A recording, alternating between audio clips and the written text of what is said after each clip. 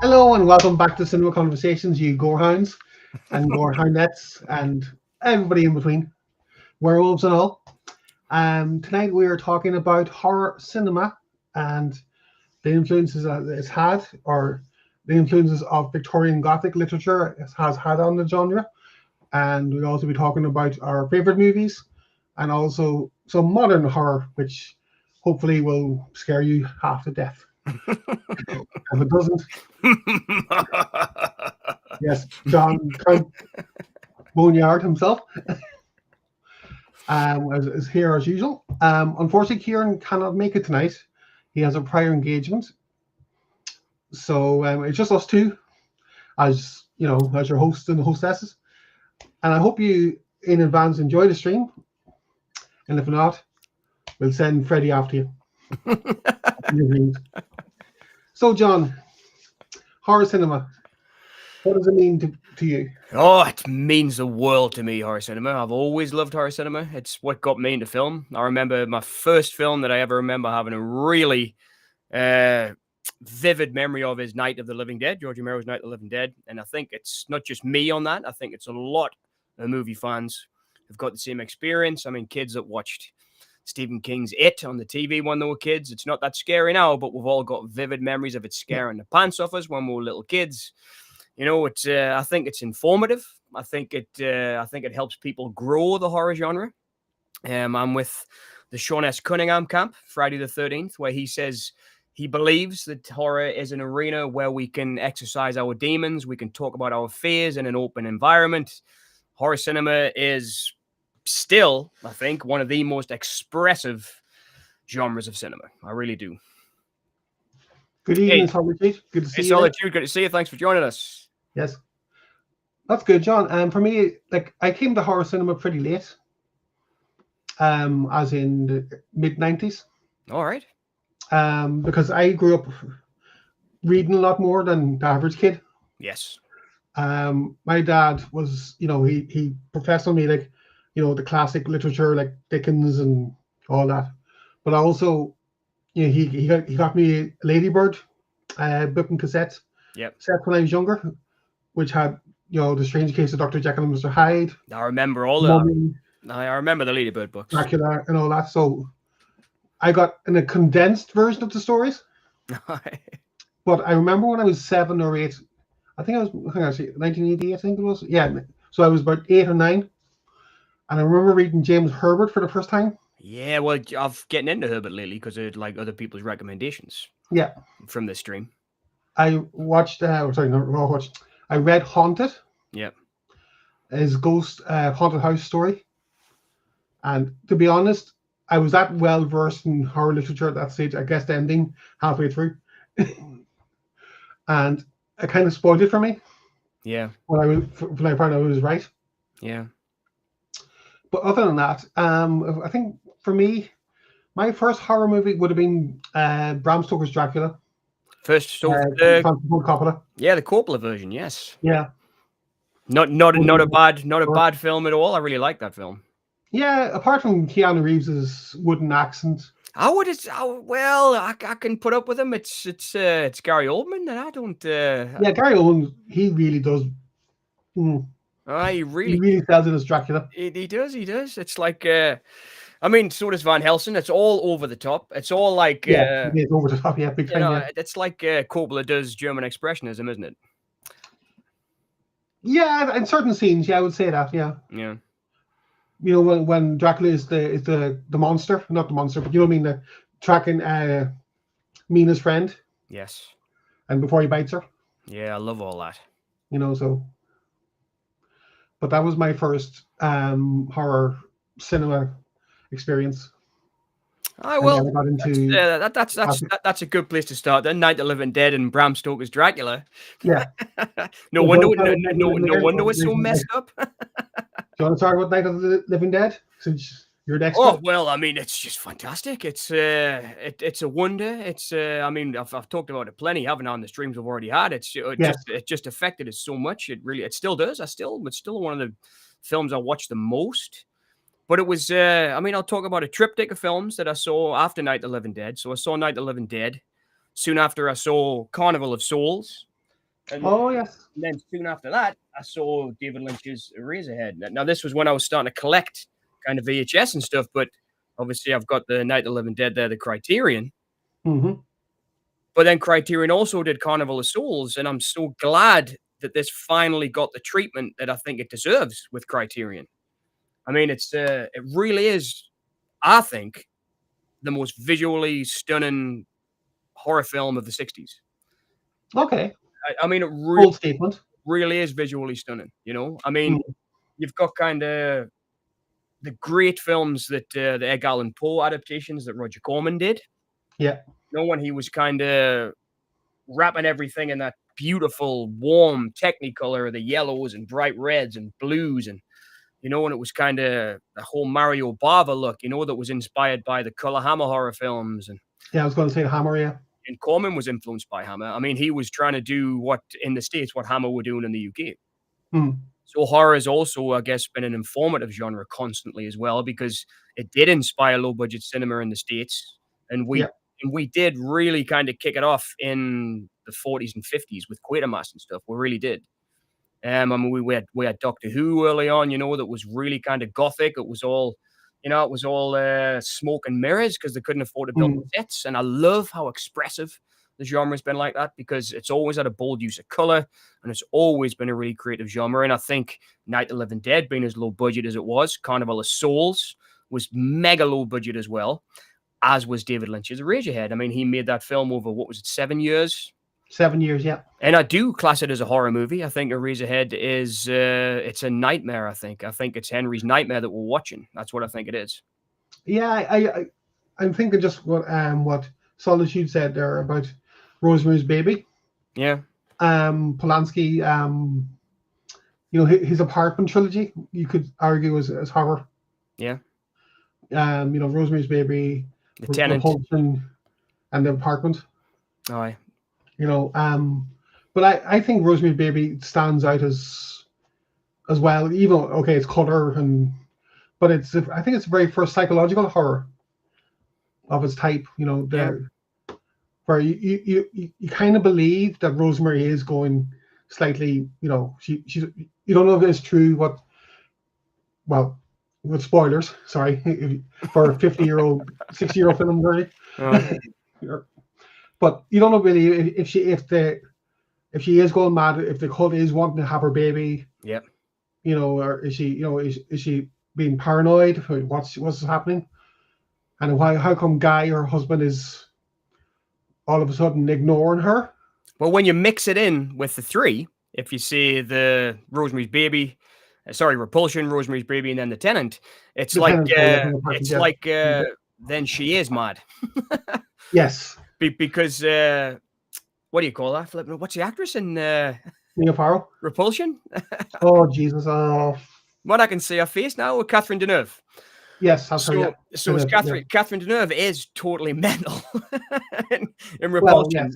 I mean, she's been pushed over the edge. You know, that's a woman losing her mind, and I think definitely Polanski in The Tenant loses his mind. You know, it's because. So you know, I mean, maybe Rosemary's the odd one out, and then they are devil worshippers next door. I don't know.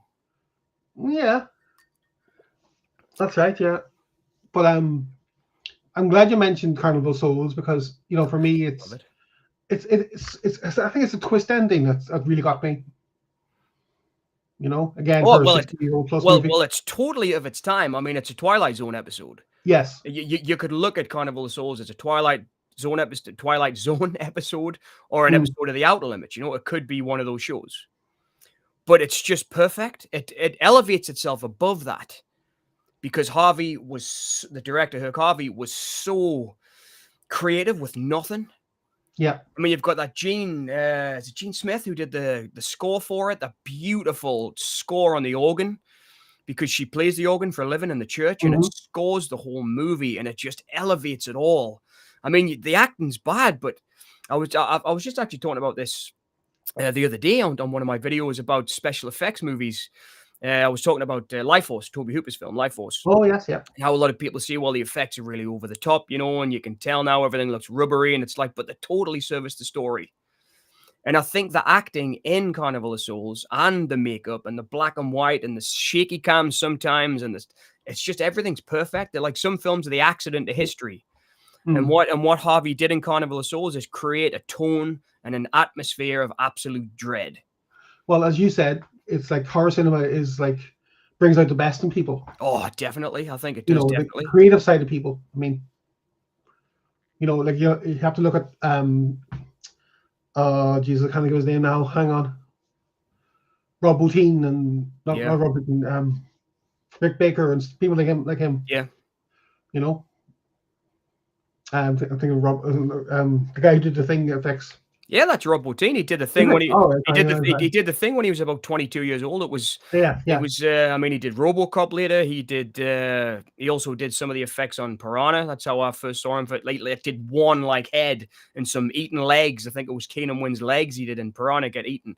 But but already as like an 18, 19-year-old kid, Carpenter said when he met him and he was just flicking his book like in front of him, this is what I do. I want a job. He gave Bottin the job as playing the pirate in the Pirate Ghost in Blake. The Fog. Yeah, Blake and the Fog. So I mean, Rob Bottin's career is amazing in itself, and what he did in The Thing is mind blowing. It is. It's mind blowing for. I think he was like 22 or 23 at the time. It's incredible.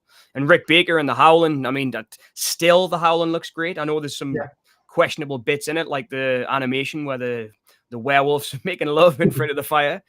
But man, when I can't remember his name now. Baker did, Ricardo. He did American Werewolf, didn't he? Yes, Baker did American Werewolf, probably off the back of The Howling, I would imagine. Yeah, I would imagine Landis. I would imagine Landis saw The Howling and said, that guy'll be good. And Rick Baker also got the job on Thriller off the back of American Werewolf in London. That's right, yes. Michael Jackson's makeup. But yeah, Rick Baker's incredible. I mean, they really are true artists, those guys. They really are. But what about Eraserhead now? You said it's Nightmare. I would agree with it. It is Henry's nightmare. I've always thought that's what it is. But I think it's his, he sees the child, the baby, whatever you want to, is his view of the child. Yeah. Because he didn't want to be a father and he married Mary, because she was pregnant and all that. Yeah. Baby was born deformed and that's his view. Yeah. But in reality, the baby might be healthy and might be normal looking, whatever normal is, But it all boils back down to what we were just saying there for me about Rosemary's Baby. This probably isn't real. It's probably all happening in his head. Yeah. I mean, that there's an argument there's an argument that the end where it all kind of, he embraces the lady in the radiator, he's just waking up. I mean, it kind of fades away because he's waking up. Do you know what I mean? It's like, but maybe you see, I think for Mary, it's lust. For the woman in the radiator, it's love. Yeah. Because she's pure, she's white. Yeah. And okay, she's got a slightly deformed face. Yeah. But I think it's more what Henry wanted. Like he felt pressurized. Yeah. In the scene when they're Mary and the family and him are having dinner, and the little chickens, and you can see it squirm, the chicken. And it's like, this is what family is to them, but he doesn't want that. He wants lust. He wants sex, but without consequences. He wants and when the consequences come, he's not prepared for it. He wants the girl next door. Yes, he wants love. He realizes he wants love, and that's the girl in the radiator, in the radiator. So, but that's my opinion. Lynch is weird like that. It's really interesting. I mean, Lynch said it's all inspired by the Bible, and I haven't been able to work that one. I haven't been able to work that one out. No, me neither. I really haven't. I mean, the Bible, so. Me too. I've read the Bible a few times, and it was like, no, I don't read it. So. Oh, you don't read it? Oh, right. No. I had to. I had no choice. I had to read it a lot when I was a kid, but I can't see it. I can't see it. Unless it's a really obscure passage or something. I don't know. I mean, it would have to be something like Legion or, casting the demons out into the pigs or something like that. It would. I mean, it would have to be some of the gory elements, I would think, that he was thinking about. Yeah. Speaking of which. Yes. Demons and revelations. And tonight we are, as I said, talking about our favorites. Yeah. One of my favorites would be The Omen. I love The Omen, Richard Donner. from 1976, the Richard Donner version. Yeah. With Gregory Peck and oh, she's can't remember her name now. Lee Remick. Lee Remick. Yeah. And Billy Whitelaw and David Warner and oh man, David Warner, yeah, man. So Patrick Troutman, yeah. So, Paula Brennan. I hear we were coming back to Doctor Who again. yeah, exactly. It's a full circle tonight. But no, it's again that's more psychological horror too, because do you believe in what Brendan is saying to Richard Thorne, or do you believe that the child is good? Because Damien's the Antichrist. You think? Oh, definitely, without a doubt. I think he grows up to be Sam Neill, and Sam Neill's the devil. He certainly looked at it in certain parts of Event Horizon and in the Mouth of Madness. Oh, I definitely think. I don't think there's any question. I think Damien's the Antichrist. Right, fair enough. There's a great one. They kind of remade it with Kirk Douglas called Holocaust 2000. Okay. And it's a really good ripoff of The Omen. Oh, and I haven't seen that. I like the whole franchise. I think the second one's good with Lance Henriksen in the military school, and I like it too. Yeah, and Lance Henriksen and William Holden, who apparently turned down the role in the first one, so he took the role in the second one because the first one. Yeah, because he was kind of ashamed because the first one made such a big money, and it's a great film.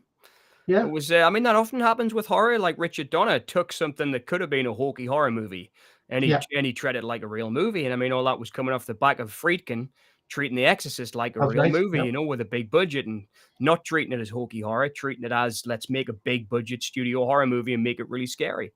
And it's the scary of every day as well. It's the mundane. Your child goes missing. You're worried in case, and you find them, and then you find out your child's Antichrist. It's like, really? But I think he was. I don't think there's any doubt in my mind. Well, you see, that's the thing. I do, the franchise, from start to finish. I'm not counting the fourth one. That's another. What was that? The Awakening, wasn't it? Yeah, that's another story. But 1 to 3, they're pretty good. Apart from the ending for 3. Oh, I think they could have done better with the ending. Oh, I love the ending in the church where the light comes through the hill, the light comes through the clouds and shine. I love all that. But I think they could have done a bit better. I think they could have. I like the fox hunt and everything. I thought it was a really good ending. Yeah, the fox hunt was very good. That was well done. Take him. I really like that. I mean, seeing that, I'm a big Sam Neill fan, so I might be biased because I really do like his work. I always have done. I'm a really big Sam Neill fan. He did a great film with Roger Donaldson early on in his career. I really like where he's a kind of reporter in this kind of war-torn country. It was great. He did, I know he did Zulawoski, didn't he? That Possession that everyone's kind of reassessing now. I see that popping up everywhere now. Possession? Yeah, Possession. And that's an interesting one. It was, back in the day, it was like Carnival of Souls, I mean, that used to be hard to find. It was an easy film to find that. And it was, I love the fact that Criterion are doing this now, because it's given all these older movies kind of a rebirth, I think. And Sam Neill's just getting one there with In the Mouth of Madness, one of my favorite Carpenter films. Right. Okay. Which I'd like to mention if you don't mind later, because I love that. Yeah, it's fine. Yeah, it's all good. That was a big film in the video days for me, that In the Mouth of Madness. And about 90, I think it was about 95, we got a VHS release of it in the UK, and I watched that until the tape was gone. I really liked that film a lot. But I've never read that Thomas Ligotti, The Conspiracy of the Human Race. Oh, all right. That book is brilliant. It's a lengthy essay about humanist related to horror. I know it's Solitude. It's I'll make sure I check it out. It's what have I been reading lately? I haven't been reading much. I read Psycho 2, the book, Robert Bloch, during the summer when I had some time. I think that was the last horror novel I read, which was great. I really enjoyed it. I think it's a great novel. It's a shame the film wasn't more on it, but I'd like to mention Tom Holland as well, because I really rate Tom Holland as him and Richard Franklin really nailed the Psycho sequel, I think. The second one, yeah. Yeah, the second Psycho was brilliant. It's, franchises are a big thing. I only wanted to really talk about 2 of them because I was only really obsessed with 2 franchises. Go ahead. I was a big Children of the Corn fan because it came out in the middle of all the slashers. And it wasn't a slasher, it was a Wicked Kids movie. That's right. and Yeah. and it was, I really thought it was different, and I really liked it. I really liked that world. I loved the sequel. I think it was the Final Conflict 2, and Final then Sacrifice. Final Sacrifice, and then I really liked Urban Urban Harvest. Harvest. I thought Urban Harvest was really good. I loved the effects by Screaming Mad George, even the kind of really low budget stop motion they did at the end. I was really into that kind of stuff when that came out. I mean, that was about the same time as Mouth of Madness. Yeah, that's right. We Yeah. were getting all these kind of, it was a new generation of makeup artists that were coming up then. And they were really inspired by carpenters like The Thing and stuff. So we've got some really cool artists like Screaming Mad George doing these brilliant effects, even though they were in lower budget movies.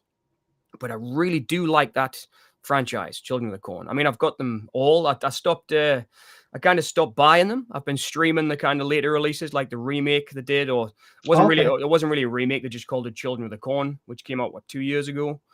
But it was, I just streamed that. It was okay. It was just kind of a rehash of the first one. But I've still hold out hope that there'll be another good one someday. But I'm really positive. But about that franchise, because I really like it.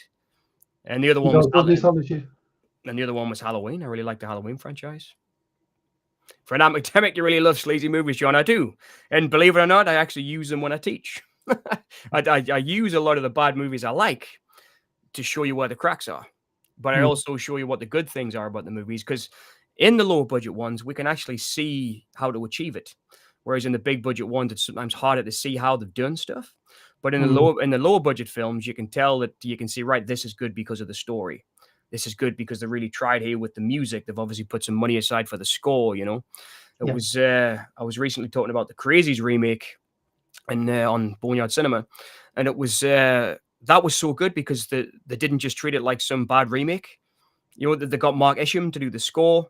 They got the cinematographer from the Hills of Eyes remake to come on and shoot it. That looked really good. You know, they got a really good new up and coming director, and that's why that kind of remake worked. They didn't just treat it like, oh, we'll just get this director in because they've done a good short film. They actually treated it really serious. The original with respect, but told their own story. Definitely, and I think that's a upside. I think, and definitely to the good side of remakes and stuff. But we shouldn't really talk about remakes and stuff, should we? Because we've already done it. Yes, we have. But you're saying franchises. Yes. So you've Children of the Corn. Would you say that's your number one franchise? Is it? Yeah, I'd say Halloween probably my number one franchise because I really like Halloween. I mean, there's kind of John Carpenter's got the unofficial trilogy of The Thing, Prince of Darkness, and Escape from New York. The Thing, Prince of Darkness, and In the Mouth of Madness. Yeah. So it's not a franchise, but it's a series I really like. I mean, I love Night, Dawn, and Day. I really like Diary as well, the Romero films. I'd say that's a franchise I love. I am a franchise guy, though. I mean, I do collect them. I mean, I've got all the Amityvilles, for example, right up until the one that Eric Roberts did, you know, the really bad one recently. It's like I really got into collecting the Amityville horrors for a while. I mean, I've watched them all. No, sorry. I have to disagree. But the original with James Brolin and Margaret Kidder, you got Rod Steiger's The Priest. I mean, that was good. Amityville 2, The Possession, is really, really good. Okay. It's a really good sequel, that. You're not going to convince me. Well, I'll watch them. You'll be surprised. Amityville 2 is really, really scary. They've got this Italian director on board, and he really went for it. There's some really creative and creepy stuff in Amityville 2. And then after that, they kind of nosedive a bit, but I get into them, and I get into the mythos and the stories, and I like all that stuff. I'd probably say Halloween and Children of the Corn are two of my favorites, definitely. I mean, they're the ones I watch a lot. I still watch Children of the Corn 1, 2, and 3 at least once or twice a year. I really like them. Yeah, I have to agree with you. The Children of the Corn is a good series of films. Yeah. Halloween. Now, are you talking Rob Zombie's Halloween as well? Yeah, all of them. Yeah. I mean, I'd count them all. Okay. I count Gordon Green's. But I like. I mean, I think franchise-wise, Halloween 1 and 2 are kind of perfect sequels. Because I love the way that Rosenthal just carried on Halloween 2 as if it was just carries on the first night. I mean, that was a really That's wise right. Yep. choice. I think that John Carpenter did, because how do you carry it on? You know, but then I also like the twists and turns. I really like Halloween 3. I mean, that was a really informative film for me. I watched that a lot on the Thorny MI VHS, kind of pre-cert one that we had here released in the UK with a kind of scary witchy pumpkin on the front. You know, I watched that forever. I did. I mean, all the time, like once a week. I loved Halloween 3. You know, I mean, I thought Tom Atkins for a long time was like one of the biggest actors in the world because of that and Lethal Weapon. And then you find the Fog and the Fog and Night of the Creeps. Yeah. But then you find out that like he's not. He's just a bit part actor. He did theater for most of his career. You know, it's like, but I love finding that out, and that's another thing I love about deep dive in horror. I love doing that. But I love Halloween 3, and I love Halloween 6. I do. I think Halloween 6 is great. I saw that one at the cinema. I liked how it just went, okay, let's do something totally different. And they made the Cult of Thorn and all that. I really liked all that stuff. I thought it was good. And why not do something different? I mean, if you brought back like Michael Myers after, for the fourth one, yes, you got to do something different from the first two. Yeah. Because like the character was dead. Yeah. After the end of the second one. So, I mean, they do repeat themselves a lot, don't they? I mean, it was like I think it was number 4 that had the kind of crew at the end, right? The guys in the pickup truck. Was that 4? Yes, yeah. That's the when he's driving along and he smashes through the window and breaks the guy's head open, and they throw him down the well at the end. Yeah, and it was like they kind of did exactly the same thing as that in Halloween Kills. They had the kind of people in the town all ganging up together and going after him. And it was like, these are just kind of, I thought there was a lot of regurgitated ideas in Gordon Green's. I don't think they were as original as people thought. I mean, his Halloween Ends was totally Halloween 3. I mean, it was like he was trying to do something else. Michael Myers isn't in it. He's just a guy in a sewer. It's like, that's right, yeah. I mean, he even used the same color font as Halloween 3, that kind of blue at the beginning. I think he totally knew what he was doing to do a little bit of fan service and say, I'm going to try and take it in a different direction. So I don't think the Gordon Green trilogy was as original as people give it credit for. I think it was taking a lot of the old ideas and just trying to sell it to new audiences.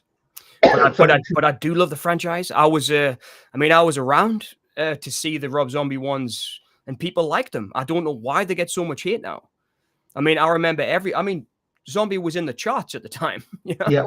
It was like people were buying his records and, Rob Zombie's doing a movie. We all went to see it. Me and all my friends went to see it. Everybody loved it. And now it seems like they're just getting given a kind of working over all the time. You see, for me, when you say Rob Zombie, I always think of the Firefly trilogy.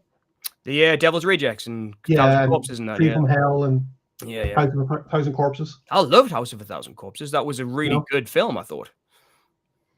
I had to be honest, I had to rewatch with a neutral head on. Yeah. His first Halloween. Aye. And then you see, because I liked his music. Me too. And I liked the Firefly trilogy. Yeah. But I thought, this is just going to be a remake of John Carpenter's Halloween. So he did. I mean, it came out first. His character is stamped on those films. Yes. It's something that David Gordon Green cannot say. Those 3 films don't have any particular stamp on them. I mean, they're okay. They're good-looking films. Yes. And I own them. I own them all in 4K. I own them all. This is I feel like I'm getting down on them, but I'm not. I'm just saying they're not as good as people think they are. But especially the third one. I don't think the third one's as good as I think everybody kind of jumped on the wagon and said, this is original. He's trying something different. And I was like, just have a look at Halloween 3. He's just done the same thing. He's gone back and he's kind of, Michael was on a TV set in Halloween 3. He is in Halloween 3. Yes. They're just in a world that's inhabited by Halloween as a movie. But the thing is, you see, it's the real world. Yes. But it's a different world. Yeah, it's a world where warlocks make masks and melt kids' heads. Yeah. Awesome. Yeah, exactly. But hi, Tommy, by the way. Hey, Tommy. Thanks for joining us. Yeah. I think, you see, for me, it's like, being Irish, you can understand the curiosity. Yes. They would have with non-Irish people. Is this what Halloween is? And I think that's what was clever about it, because it is a warlock. Yes. Taking stones from Stonehenge. Yeah, I know. I love that. And, but I think it should have been, as an, again, Irish, right, from Newgrange, which is our Stonehenge. Conal You Cochran. know, you know what I mean? I know what you mean. Corcoran, yeah. Yeah, I know what you mean, yeah. But that's just me nitpicking at it. But I do enjoy the story for what it is. Oh, I absolutely love it. I love because it. It's really, really good. It's really well done. The effects are a bit dated. Oh, I really like it. I feel like Tommy Lee Wallace should have been a massive director. I mean, he kind of went on to do It for television, the original It. And then he did Vampires 2 with John Bon Jovi, did Fright Night Part 2, with Julie Carmen. That's 6 degrees of separation there because she was in the Mouth of Madness. But I'll say that again next week. I mean, just off the back of Halloween 3, I really thought he was going to be a big director, bigger than he was anyway. But I love that little kind of, he's carved out a little niche for himself there with those sequels and stuff. And I mean, that's why horror is so great. You get little niches like that. Yeah, exactly. You know, I mean, for all I'm getting on to David Gordon Green's back there, not saying he's as good as people think he is. He's carved himself that little niche out there, which is so cool. That's cool. I mean, that guy Chris Duckman's just done it from YouTube that everyone's talking about, making Shelby Oaks. Yeah, those two brothers who did bring her back and talk to me. These are people who are carving out their own little niches in horror. And I think there's something really cool. You couldn't do that in any other genre, I don't think. No. It'd be harder to get into. Yes. And they're cheaper to make. Yes, harder to make, definitely, yeah. Especially comedy. Cheaper to make. Yeah. I mean, that's what's beautiful. I think that's why it's so fertile for ideas as well. For those who are new, Tommy there, myself and him acted on a short film with Kieran. Tommy plays the protagonist/antagonist. Is this the new one, Into the Woods? Yeah, that's Tommy from that, yeah. Oh, fantastic. When I've seen the trailer, Tommy, I look forward to seeing the movie. So I played Tommy's sister or in the film, so. Where can we find the trailer, Carrie? It's online, right? It's on YouTube, yeah. Yep, on YouTube. I followed the link from, I think it was Kieran's Facebook. I can actually, do you want me to play it or? Yeah, play the trailer. That would be great. Yeah. Right. Okay. I'll just because it is quite it's 3 minutes, but it's. I'm so glad you agreed, Tommy, about Amityville 2. It's really good, isn't it? It's so creative. I mean, he really tried to go for it. The director, what was he called? Damien Demani, was it? I can't remember the guy's name.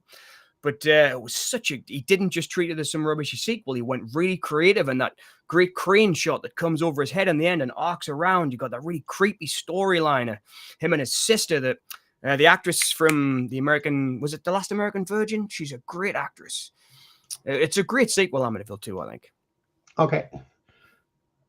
This is it now. So some years back in a small area of Ireland called the North Woods, locals were spooked at the hearsay of sightings of something, or someone, whispers in the woods. Tragic goings-on. Everyone remembered one thing when out and about. That's definitely Kieran's family. Where you walk. It's in the woods. I just can't really seem to get to grips with with everything that happened.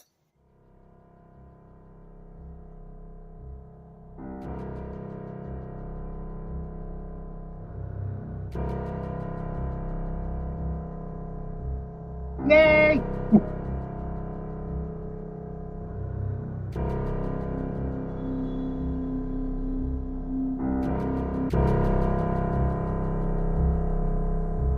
Want to learn paint them, Tommy?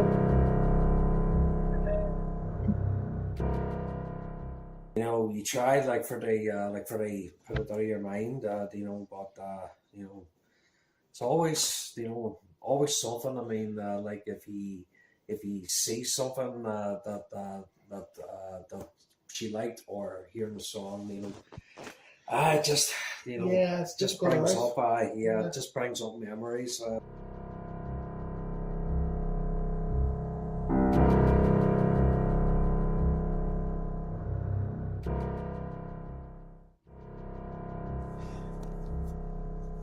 Jesus. Why are you here? Why are you here like this? How can you be here?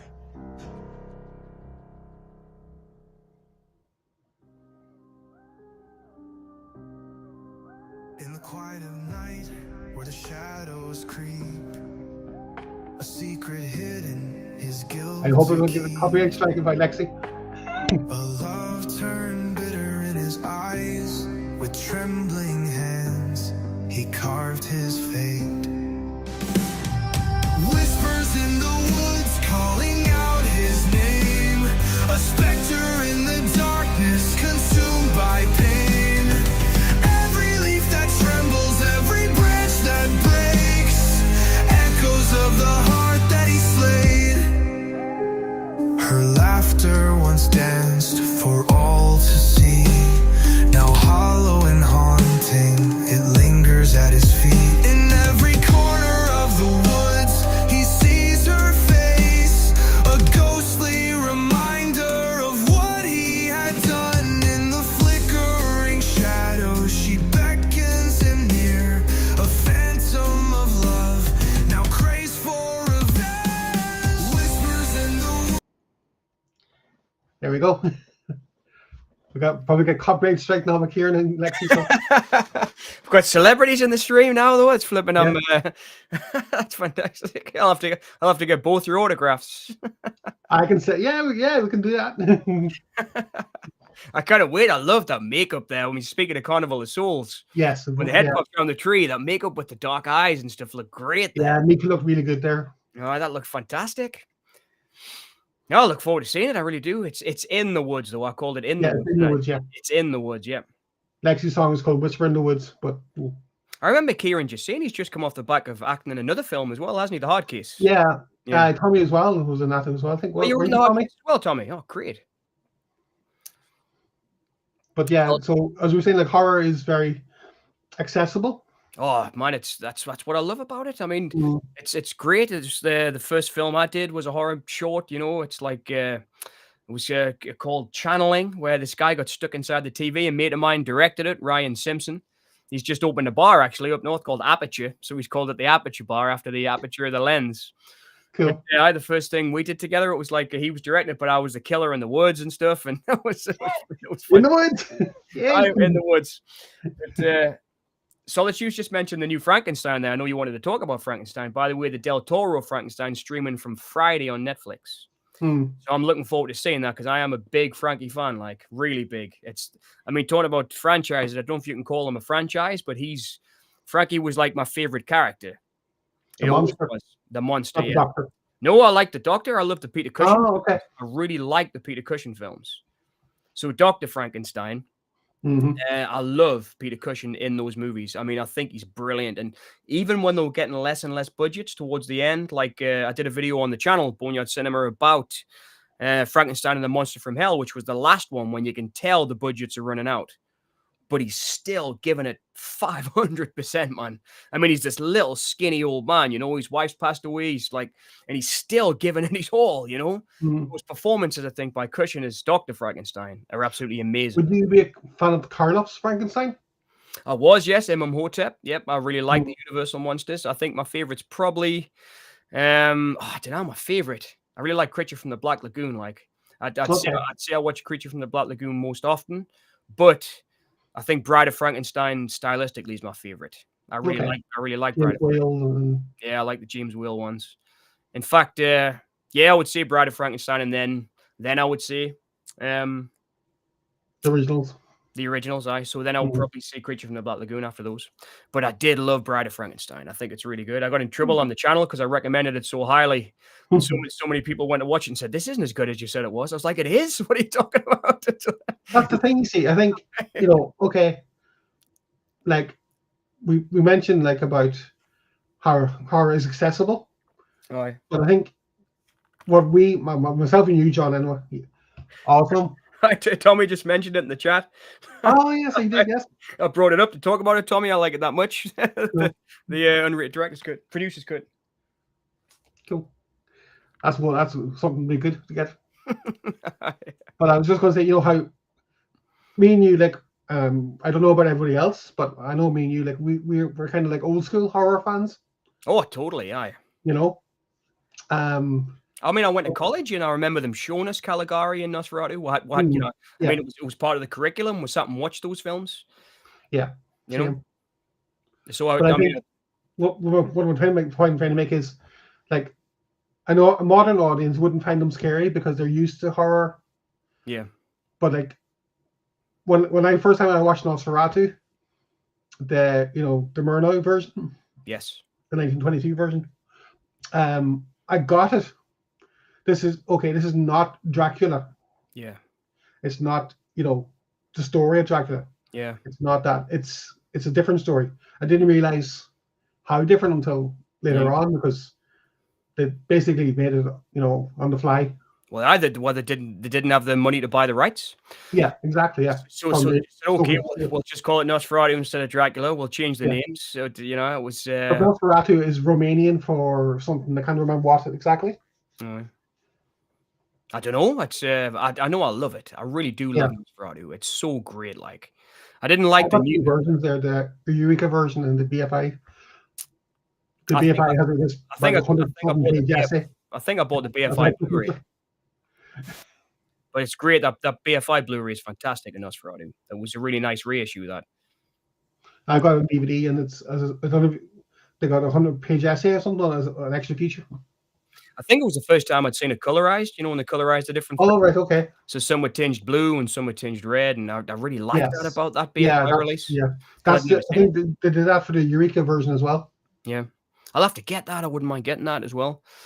I didn't like the new one, the one with Lily Rose Depp. I didn't think much of that one. To be honest. Right. Robert Eggers version. Yes, Robert Eggers. It was okay, but it was. I mean, it's like, I'm not going to like them all. It's like they get less and less. I love Nosferatu, and then the Murnau, and then when I love Werner Herzog, and he did his version of Nosferatu in Germany later on in the 70s with Bruno Ganz and Klaus Kinski, yep, which was okay. I liked the soundtrack by Popper Bull. I thought it was a great soundtrack, but the film wasn't as good as Murnau's one, and it's like they're getting less and less now. I do think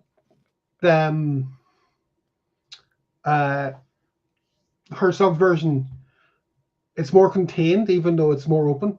I do love the stuff in the city with the white rats.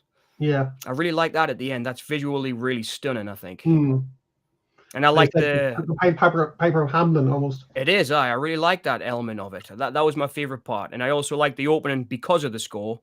And I mean, at that time, he did the sound. Was it the Geary Wrath of God with Popperville? And it was kind of the openings. After I think 82. Was it 82? I think but the openings is very similar. Like they've got the same kind of vibe. I really like that about those films. Cobra Verde as well. There was a series of films he did. They all kind of had the same vibe, which I really liked. But I think, his version, in my opinion, isn't as good as Murnau's. But I really like more atmospheric, and definitely it definitely plays on the fact that it's a silent movie. Oh well, that's what I love about it. And the score is just. I never liked any of the modern scores. I remember I want to see it. I've seen it a couple of times on the big screen, and they always get like a live orchestra or something to come and play with it to get people in. And I've never liked it. Like I've never quite found the right score for it that I like. I always just prefer to watch it quiet. Oh, right, okay. In fact, I like my old DVD. I wanted to mention this because back when DVDs first came out, I'm a huge fan of Lon Chaney's Hunchback of Notre Dame. Okay. Like, that's my favorite silent movie. I really like The Hunchback, and I also really like The Skin Game, Hitchcock. They're like two of my favorite silent movies. And when DVDs first came out, I bought The Hunchback, Lon Chaney's Hunchback. And I also bought Nosferatu on DVD. And they just transferred them from old 16mm reels. And there was no score. But these DVDs are so terrible that the pitch is awful, all pixelated and stuff. But it's the crackling in the background of the reels. Yeah. That's the soundtrack. So there's no music, just the crackling of the film, and it was like that's the way I like to watch them now. It's sepia, isn't it? It was beautiful. Tommy says, "Love Nosferatu. The original is a classic. I love other older ones like Salem's Lot 2, a great vampire classic." Salem's Lot, yeah, it's perfect. Agreed. We've talked about that in the past with our Stephen King, our first stream. We've mentioned that, but I know, John, you said before you like the remake with Rob Lowe. Oh, I love it. Yeah, the 2004 one. I also like the modern one. I think people gave it a bad rep. I really like that modern one. But the, I mean, obviously it was totally different. But I don't think it was as bad as everybody said. I quite enjoyed it. But I do love David Solo in the original. That cast is perfect. I mean, Toby Hooper. If we're talking about horror, we'll have to talk about Toby Hooper. Yeah, oh I yes, mean, definitely. you know, I mean, 74, you've got that Chainsaw Massacre, you know, you've got like Funhouse in 81, you've got Poltergeist in 82, you've got Life Force in 85, you know, you've got Mortuary But later was on. it Toby Hooper in '82 with Poltergeist, or was it Spielberg? I'm actually talking about it. I'm at the minute, I'm doing, it's not really a deep dive, but I'm doing a podcast on it. I'm writing it. It should be Okay. up to, hopefully it should be up tomorrow if I can get the editing done.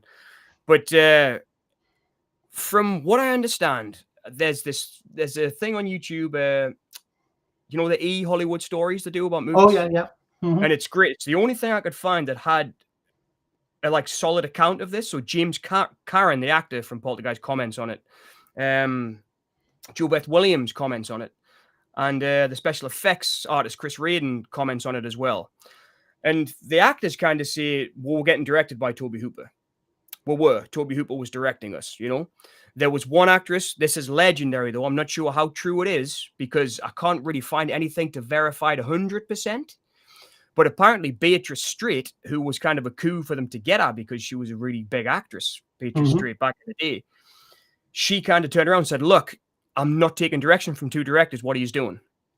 I can only listen to one director. Toby Hooper's the director. I'm going to listen to him. And apparently that made Spielberg step back and say, I need to take a step back here. And he did, you know, apparently that happened, but I can't verify it. But by all accounts, it happened. I think. But I think, you see, getting into Spielberg, Yep. he's a great director in his own right. Oh, definitely, yes. Right? He made some amazing movies. But I think he's greedy. He's got a huge ego. I mean, you've got to be Steven Spielberg. Yeah, what I mean is like he made Schindler's List. Yes. Made Jurassic Park in the 1 year. Yeah. You know, and if he made or had some input into Poltergeist, he also did E.T. Yeah, well, that was that. So, I mean, that was why Hooper was directing because contractually he couldn't direct another movie while he was directing E.T. for Universal.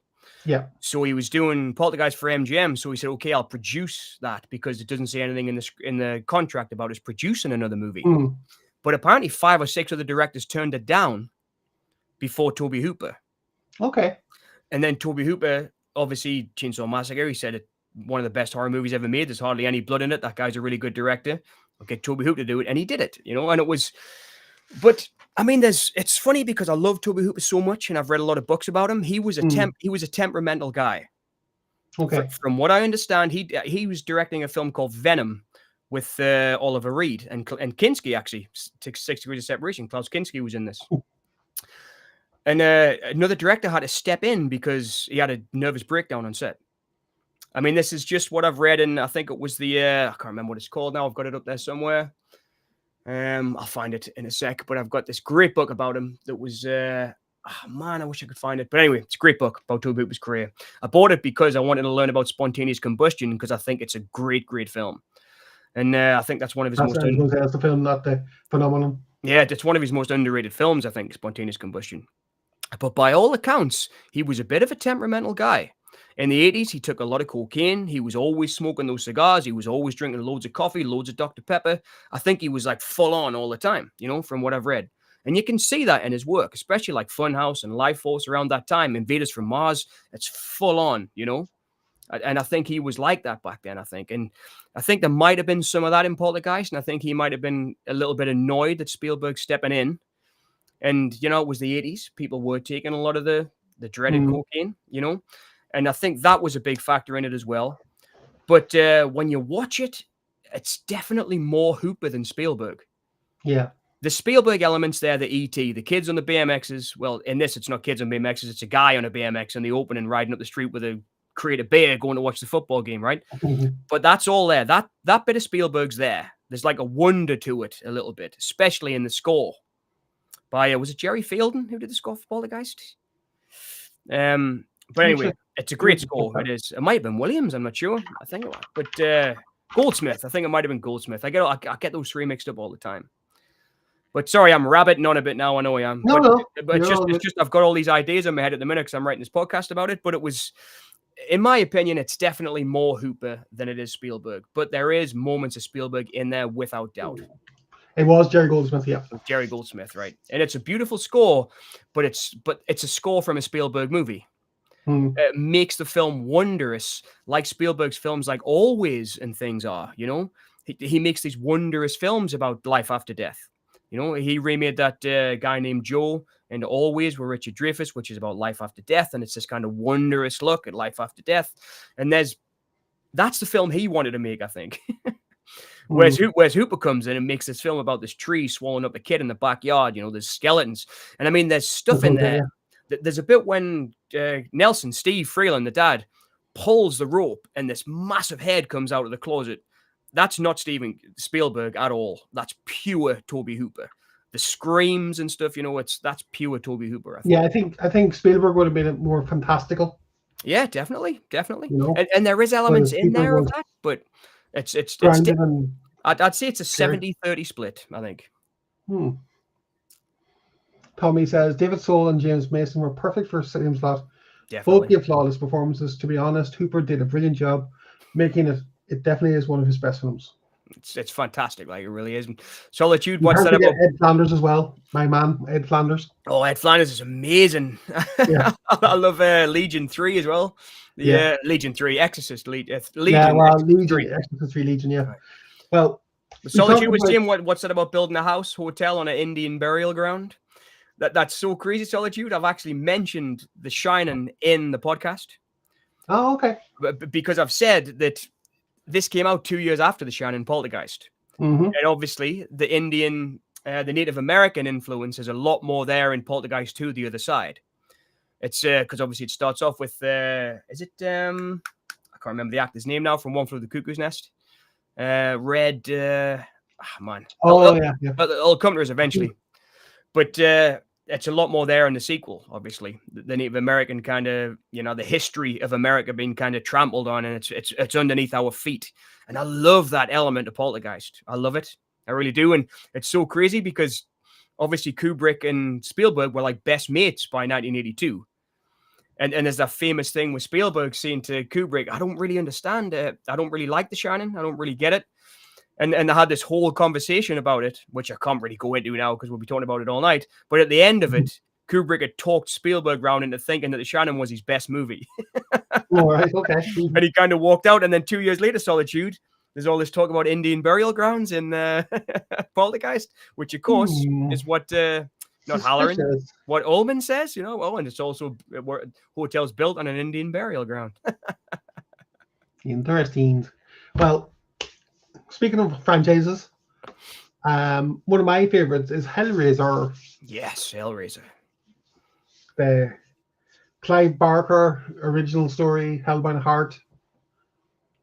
I won't go into massive detail why I love them, but I love the direct-to-video ones as well as the original first two. Me too. But my favorite out of the whole lot would have to be, and this is I was toying with you before the stream, 1 and 2, which I don't know which is my favorite, but I would say 2. 2, I would say 3. Oh, you would, wouldn't you? You would be different. Honestly, I fell in love with Scott Derrickson's direction after Hellraiser Inferno. Well, that's 4. That's 5, actually. Is it 5? Is it 5? So I fell in love. So I like Hellraiser 5 the best. Yes. Direct-to-video. Direct-to-video, yes. That's what I like the best. I fell in love with Scott Derrickson after. I haven't seen The Gorge yet, but I really want to see it. Right. But ever since then, I've followed his career. I like.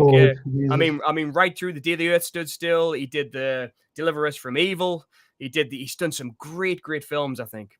And it's all because of Hellraiser Inferno that I watch Sinister and stuff because I love Scott Derrickson. So I didn't even realize it was Hellraiser 5. I thought it was 3.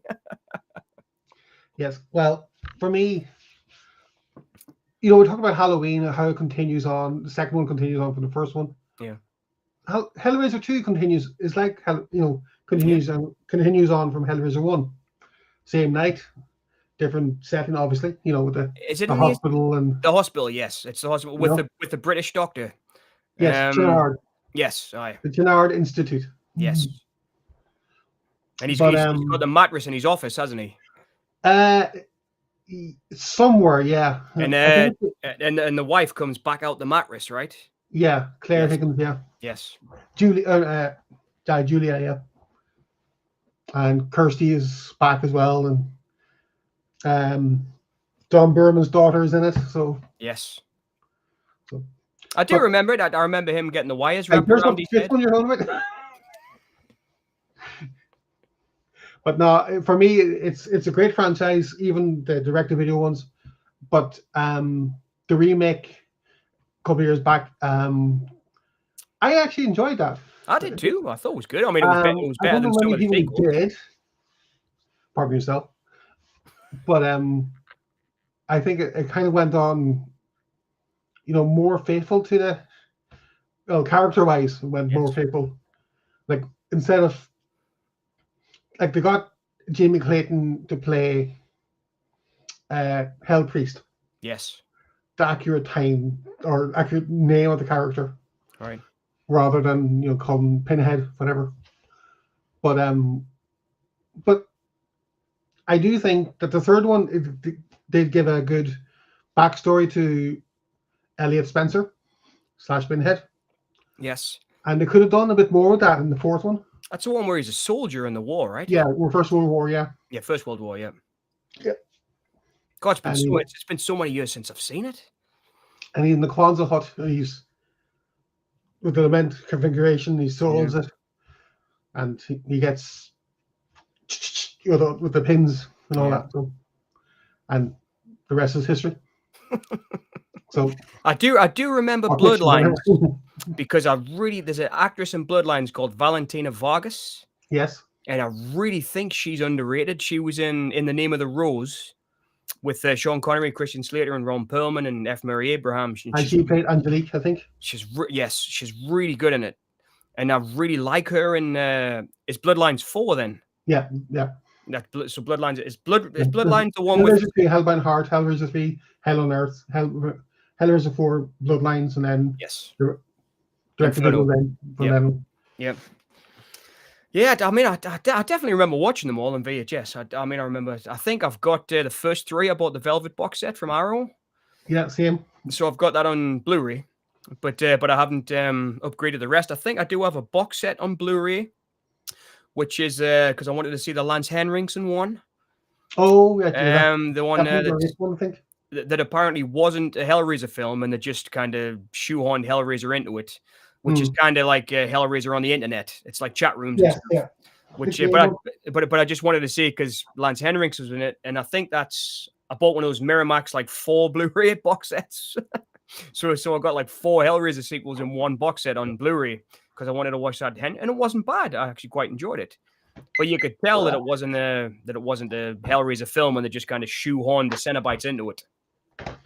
That's the one thing. Hellworld, yes, that's the one. Hellworld. It's like so it's like it's on chat rooms and on the internet. Yeah. Lance Henriksen was pretty good.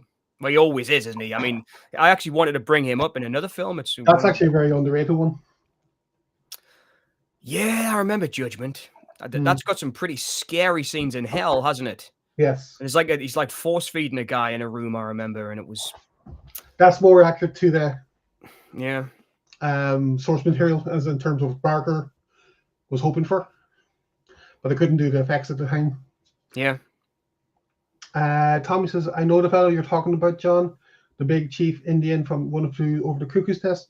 He's in the second one, The Other Side. Great actor, always liked him. That's the one. The Other Side. That's the guy.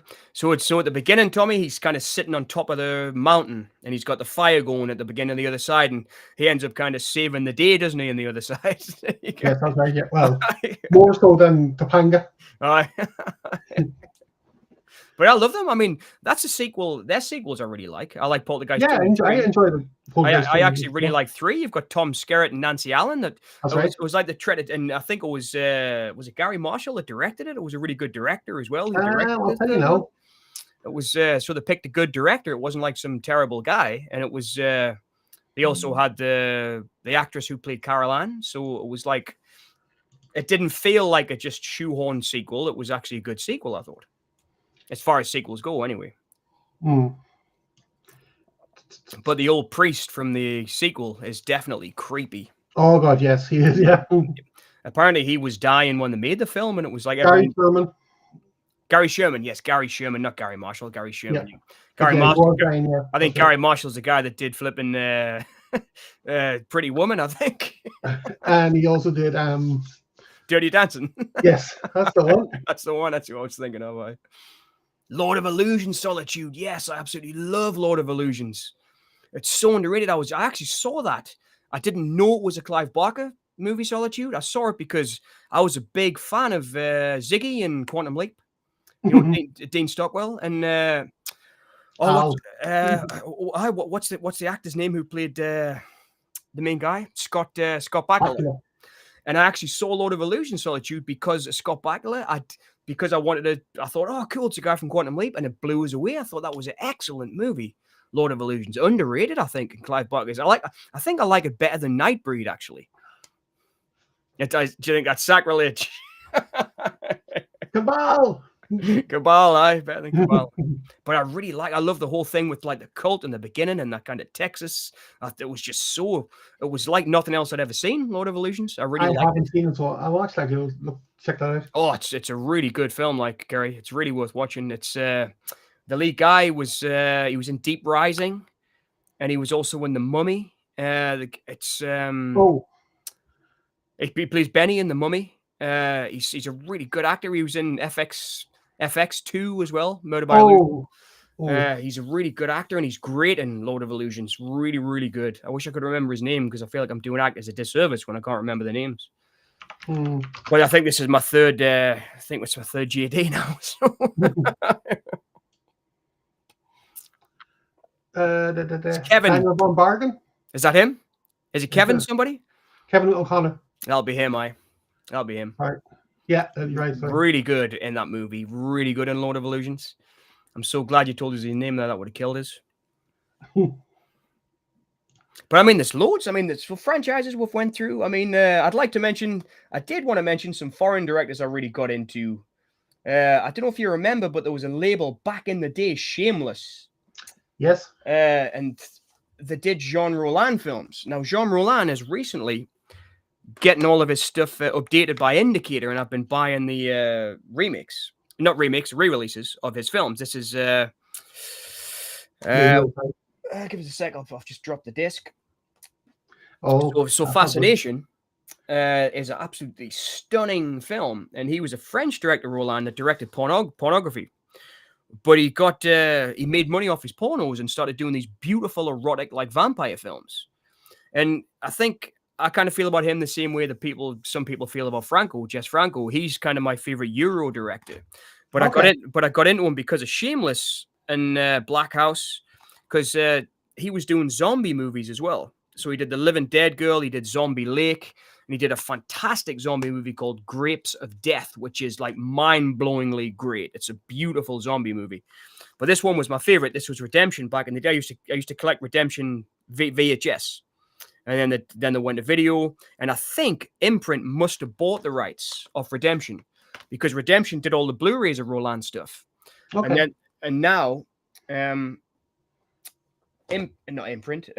Indicator doing these 4K releases, and they're really beautiful. And I really want to recommend his stuff because it's incredibly beautiful. I mean, there's pornography elements into it. There's loads of female nudity, so be ready for that if you want to watch. But I mean, they're incredible visual films. Incredible. If you can put up with there's questionable violence and things in them, and obviously scenes of dual nature. Yeah. Yes. But they're just incredible films. And he was early on, because of Redemption in the 90s, doing this stuff on video. He was kind of one of the first French filmmakers or foreign filmmakers that I really got into through horror.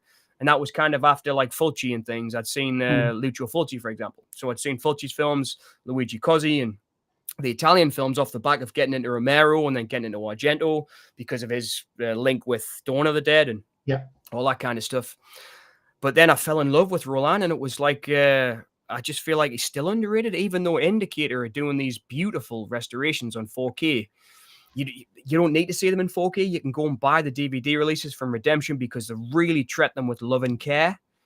And that's what I loved about that label. They really treated those films with love and care. But if you don't mind a lot of T&A, his films are beautifully stunning horror films. I mean, like, beautiful. I'd go as far as to call them poetry, not to sound like I'm being, I don't know, pretentious. Pervy. Pervy and pretentious. That's me. I'll just change your name to that. Well, Solitude was saying earlier on, I've got some questionable taste. Yes, it's an easy case. Don't worry though, Solitude. I didn't show those to the students. For an academic, yes. But he was a name I wanted to bring up because in horror, he was kind of like my Jess Franco. He was the guy that I really got into that was kind of Euro cine, and it was his films were just incredibly visual films. And I really recommend his work if you're into like more poetic, bloody and erotic cinema. But it is erotic. I have to stress that element. So on that note, John recommends Martyrs as well. Well, it's funny. I mean, Martyrs is. I remember everybody being shocked at that. Can you remember? I mean, like so shocked. You know, I actually used to teach with a teacher who wrote a book about the French New Wave, the extreme French New Wave cinema. Oh, okay. And we used to talk about it a lot. And it was like I was never that shocked by it because, especially Martyrs, in the end, it's actually really positive. It's like, I mean, they go through all of that. But then in the end, the one that survives, they were right all along.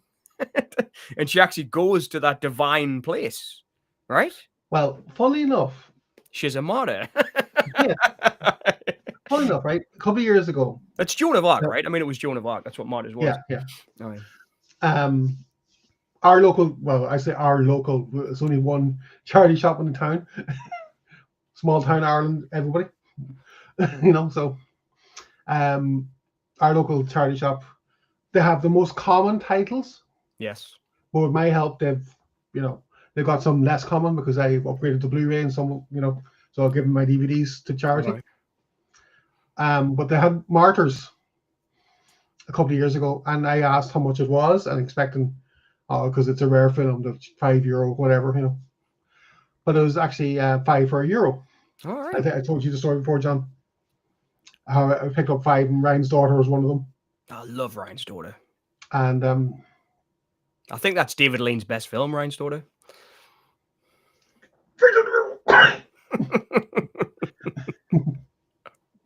No, Passage India. But no, they had Martyrs, and I was like so shocked I had it. And I was looking for it forever. I couldn't find it, in Derry, and because without paying big money for it, like 60 quid, like for it. And I thought, if I'm getting that for 20 cents, I'm going to take it. Yoink. So, and it is a bleak film at the start, and it is, and it's gory as well. I mean, all that French. I mean, that like High Tension. I mean, do you remember High Tension? The one with the Switchblade Romance. There was all these at that time. There was loads of these movies coming out. That Michael Haneke was doing Funny Games, and right. It was like it was an interesting. It was an interesting time in cinema because it was almost like the 90s had been like Con Air, and like, not that I love Con Air. I love Hard Target. I love all those 90s action movies. I love them. Unapologetically love those movies. I think John Woo's a fantastic director. I love all that stuff.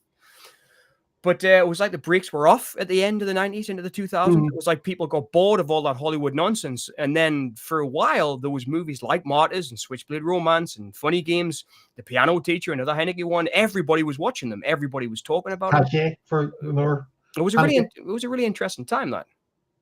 Solitude just said, since I mentioned The Meg 2 is a bad movie in my latest video, Willie's got a new movie coming out, Normal, with Bob Odenkirk. I know it looks pretty good, right?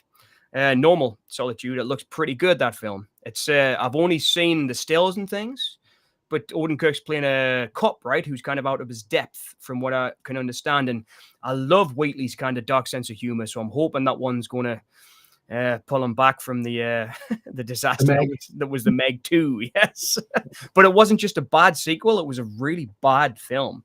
I was a little bit shocked at how bad it was, because I love A Field in England.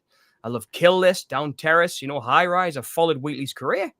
right from Down Terrace. I remember buying Down Terrace on DVD and thinking, wow, this is great. And I followed his career. Kill List was great. He was working with TV actors that he'd met when he was doing special effects. And it was an interesting story. But then why? Why the Meg 2? I've got no idea why he made that choice. Talking about directors making bad choices. Well, okay, these aren't bad choices, but before we went live, John mentioned 2 of his favorite films by a certain director, and I'd like John to introduce why he likes them. Now, I like both of myself. Mr. Abel Ferrara. Abel Ferrara, right. Well, he's not just a good director, he's one of my favorite directors. Yes.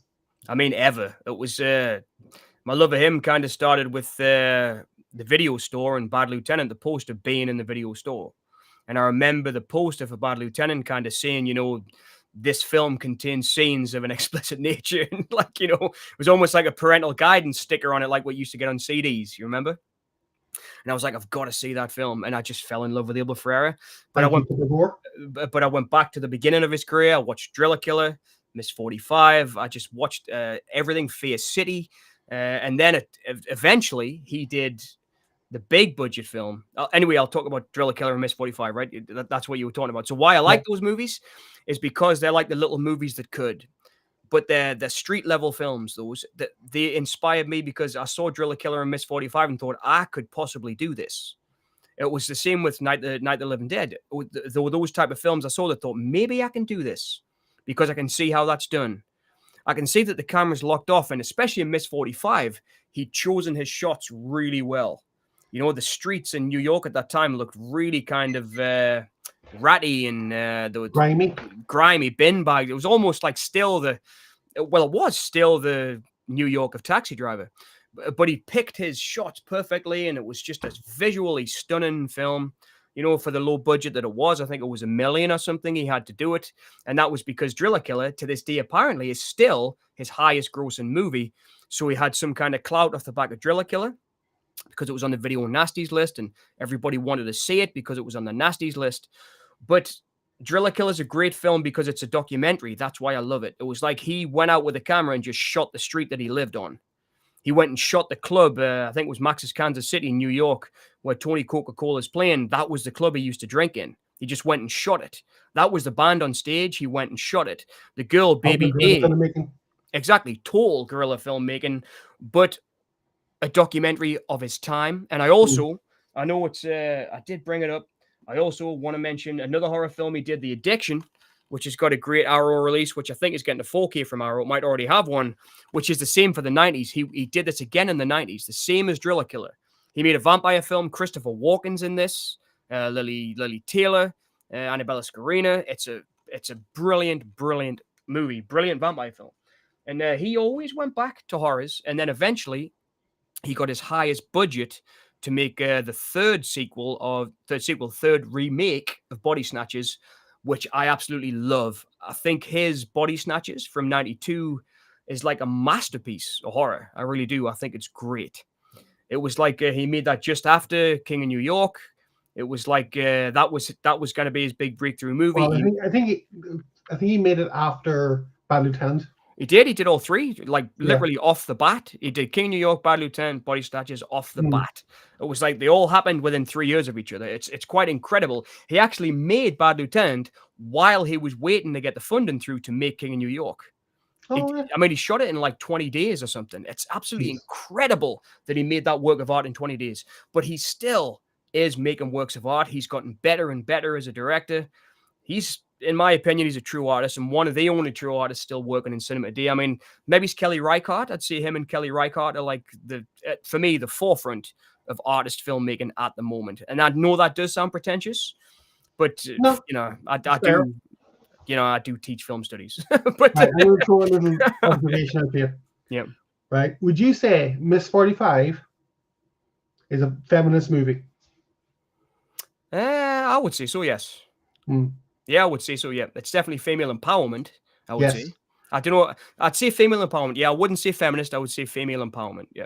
Yeah, obviously, I kind of, the stuff that happens in the beginning of the movie. And then she goes on the rampage. Yeah. So it's kind of like Last House on the Left, I think, for that.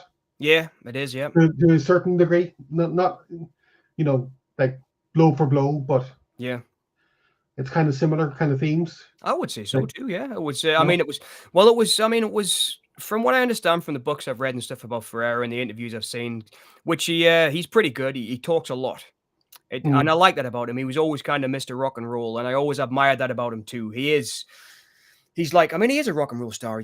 He's got a great Blu-ray you can buy, DVD called Alive in France, where he tours. He does his own music. He wrote his own score for King of New York. He did a film called Napoli, Napoli, Napoli, where he went and played at a women's prison, similar to what Johnny Cash did in the 60s. He goes and plays for prisoners. And he's good, man. He's really good. You know, he kicks ass on stage. He's just an interesting artist. I've always admired that about him. And, you know, the girl from Miss 45 also co-wrote Bad Lieutenant, Amy, can't remember her name now. Amy, I'll give it a sec. I'll grab the thing so I can tell her, because she co-wrote Miss 45. She co-wrote Zoe Lund, not Amy, Zoe Lund. So she co-wrote Bad Lieutenant with him, and she's actually the girl that gives Harvey Keitel the heroin in that kind of grim little kitchen that they're in, which is a brilliant scene and totally inspired Pulp Fiction massively. You think? I think. Nah, I don't think that. Nah. Speaking of, but it definitely is guerrilla cinema, right? So as you were saying, would you term it guerrilla cinema? Definitely, I would say that's why I love Abel Ferrara. I really do. I mean, I'm making films now with a local writer, as you know, Paul Stone, and it's proper guerrilla filmmaking, and that is my inspiration from Abel Ferrara. He made me. That's what I call Kieran's way of working as well. Pick up a camera and do it, man. You've got to do it, exactly. Right? Yep. You've got to do it. There's no other way to do it. If you haven't got the funds, just do it, man. That's what I did, you know. I mean, I did realize the last two films I made that my equipment's getting older now, so I think I have to upgrade somehow. I don't know how I'm going to do it because I've got no money at the minute. All my money from work is going on the bills and stuff. But I did realize that my equipment's getting a bit old now. And in the last film I made, because I was watching some 4K stuff online and stuff, and I was thinking, if I want this stuff to go into festivals, I think I might have to upgrade. That was the last thing I was thinking. But at the same time, pick the camera up and do it, you know? I mean, I remember watching, 28 Days Later, when Danny Boyle shot on digital. And that was like, whoa, that's, it's almost like, that doesn't look cinematic. but at the same time, that inspired a whole generation of filmmakers, because he just picked up that camera and went, let's do it, you know? And it meant that he could do it faster, you know? And it was, so he could shut down London for 2 hours and shoot all that stuff, because he could just run and gun with the camera. And I mean, when Lynch did Inland Empire the same way. Yes, that's right. Solid Shoot, I'll have no words against Ed Wood, one of my favorite directors. What does that say about me? I don't know, but for me, he is one of my favorites. Well, I mean, it was, I guess we can talk about him, because I guess it's sci-fi horror. Ed Wood is, I did a video about his Solitude. I did a video about Ed Wood, Plan 9 from Outer Space. That was it. Well, it was an informative film for us. I still am a weirdo. I've always been a weirdo, right? And it was that film. I was at a screening of that film that I went to in Newcastle. I'm from Sunderland, grew up in a town called Washington, but I went to Newcastle to this bar that was playing Ed Wood's films.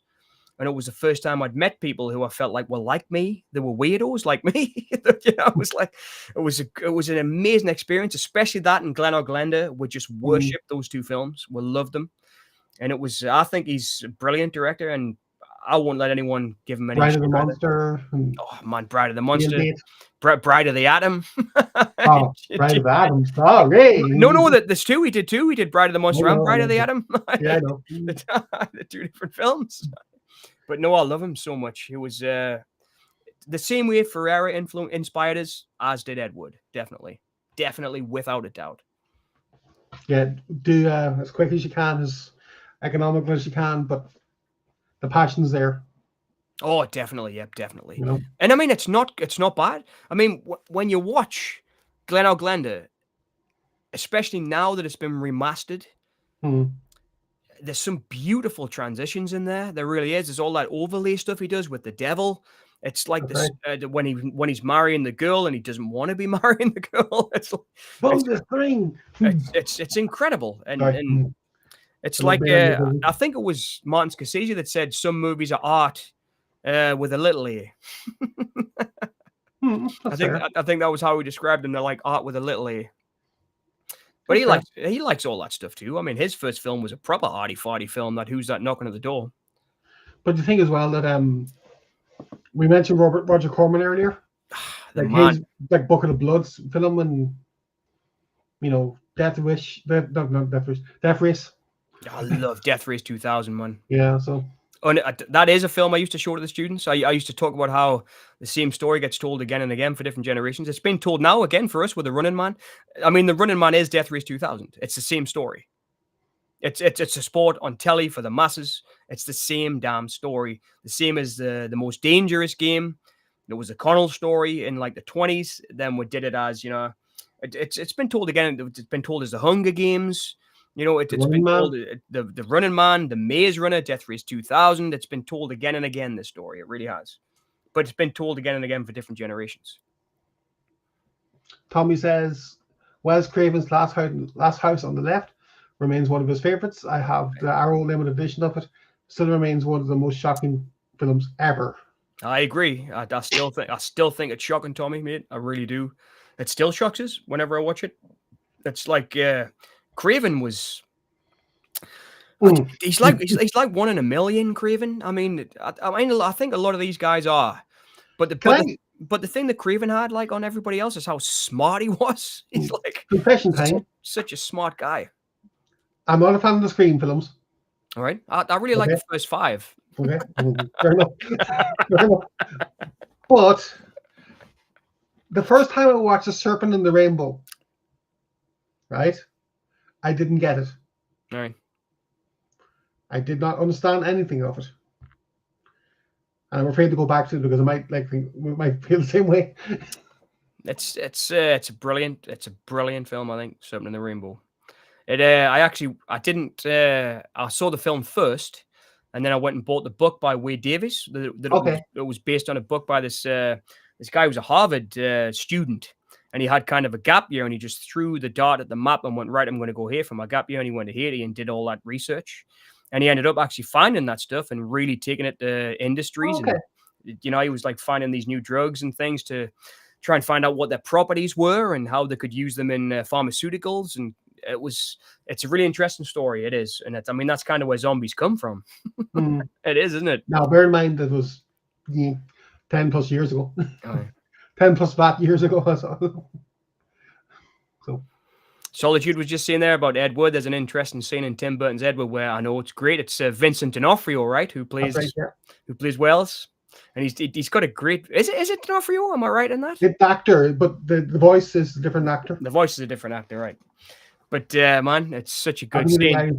He's wearing his Angora sweater, isn't he, as well, when he meets him? Yeah. Speaking of Angora, there's a film. Not a film. Yes, it is actually. There's a song. I don't know if you ever heard of them. Tommy, you might have heard of him. Called a singer called Jack Lukeman. Jack Lukeman, I don't think so. From Kildare. Right. He did a song called The Ballad of Ed Wood. Oh man, I'd like to hear it. Okay, we'll see if we can get it up then. All right. Well, we'll definitely get a copyright strike if we start playing music. Jack's good. Like he's decent. So. But no, I do love Ed Wood. I do, and he was definitely an influence on us. Definitely. But I mean, I think that's the thing. I mean, speaking about horror again, being accessible, it's more accessible now more than ever, I think. And I'm hoping there's going to be a new wave of horror soon because horror is starting to seem really samey. Would you agree?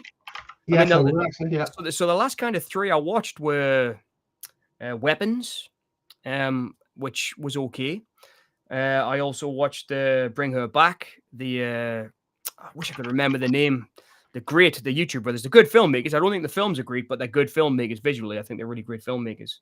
And there was another one I watched as well, but I can't remember. They all kind of bleed into one another. They all kind of look the same, and they've all got the same kind of soundtrack and soundscape. They're all kind of bleeding into one lately. Like, for example, Like Weapons seemed exactly the same as Longlegs to me. It could have been the same movie. Yeah. Do you know what I mean? It really could have. I do. And I'm hoping there's going to be soon like a new wave of directors, like we got with Ferrera and stuff in the 70s and Hooper and, these new guys who came through and Carpenter and Craven and Romero. I'm hoping that's going to come again soon, because we kind of got that a couple of years after those guys with like Schrader and Coppola and like the Zoetrope Studios guys and Brian De Palma. They were kind of after Craven, Carpenter and all those. But I'm really waiting for the next wave of horror to come out. I'm waiting to see what it's going to bring us, because I still think it's as fertile as it ever is. I'm a little bit gutted that Alex Garland said he wasn't going to direct again. I quite like that. I quite like that Civil War he did in Men. I thought they were good. Men wasn't great, but visually it was great. But I was kind of gutted that he said he wasn't going to direct anymore, because I think he could do a really good horror movie, Alex Garland. Okay. Because he wrote 28 Days Later. Oh, cool. This is the song. Excellent.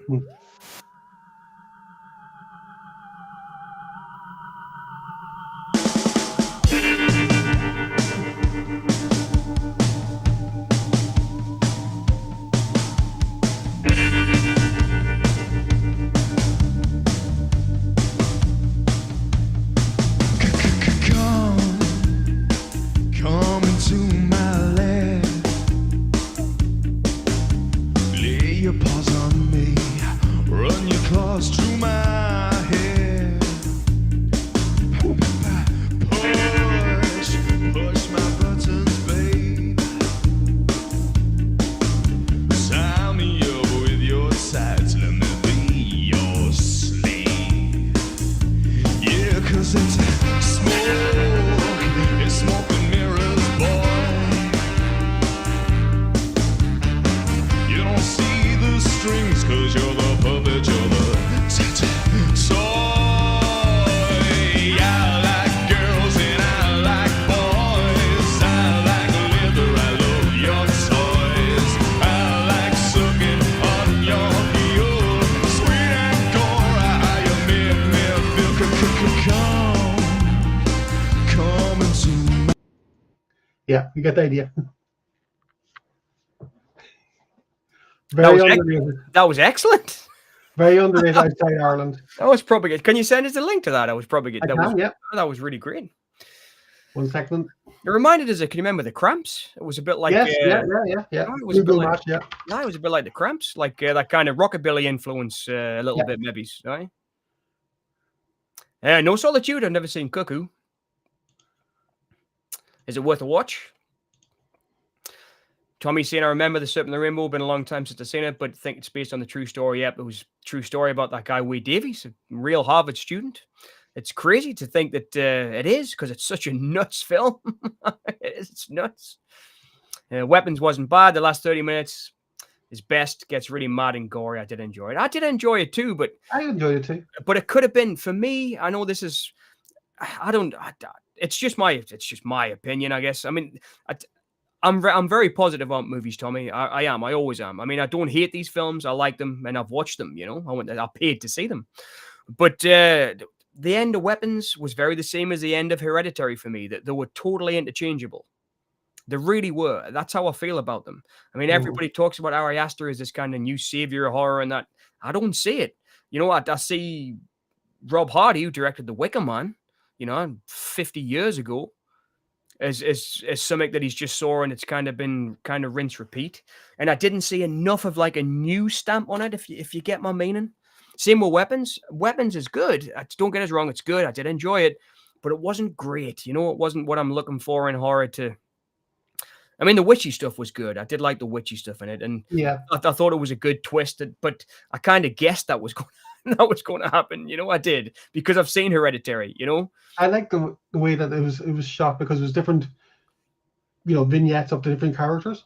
Yeah, that was good. I like that. That was good. That was good. I know what you mean. It was. But I wouldn't like. Well, I take it back. It's the best film I've seen in years. Yeah. No, I don't think Ari Aster is the savior of horror. Definitely No, not. I don't think he is either. The way that No. everybody was talking I about like it. I like Midsommar. I can acknowledge it is a remake of The Wicker Man. It was definitely on. It was definitely folk horror. Yes, it was. Yes, yeah. And I mean, it was.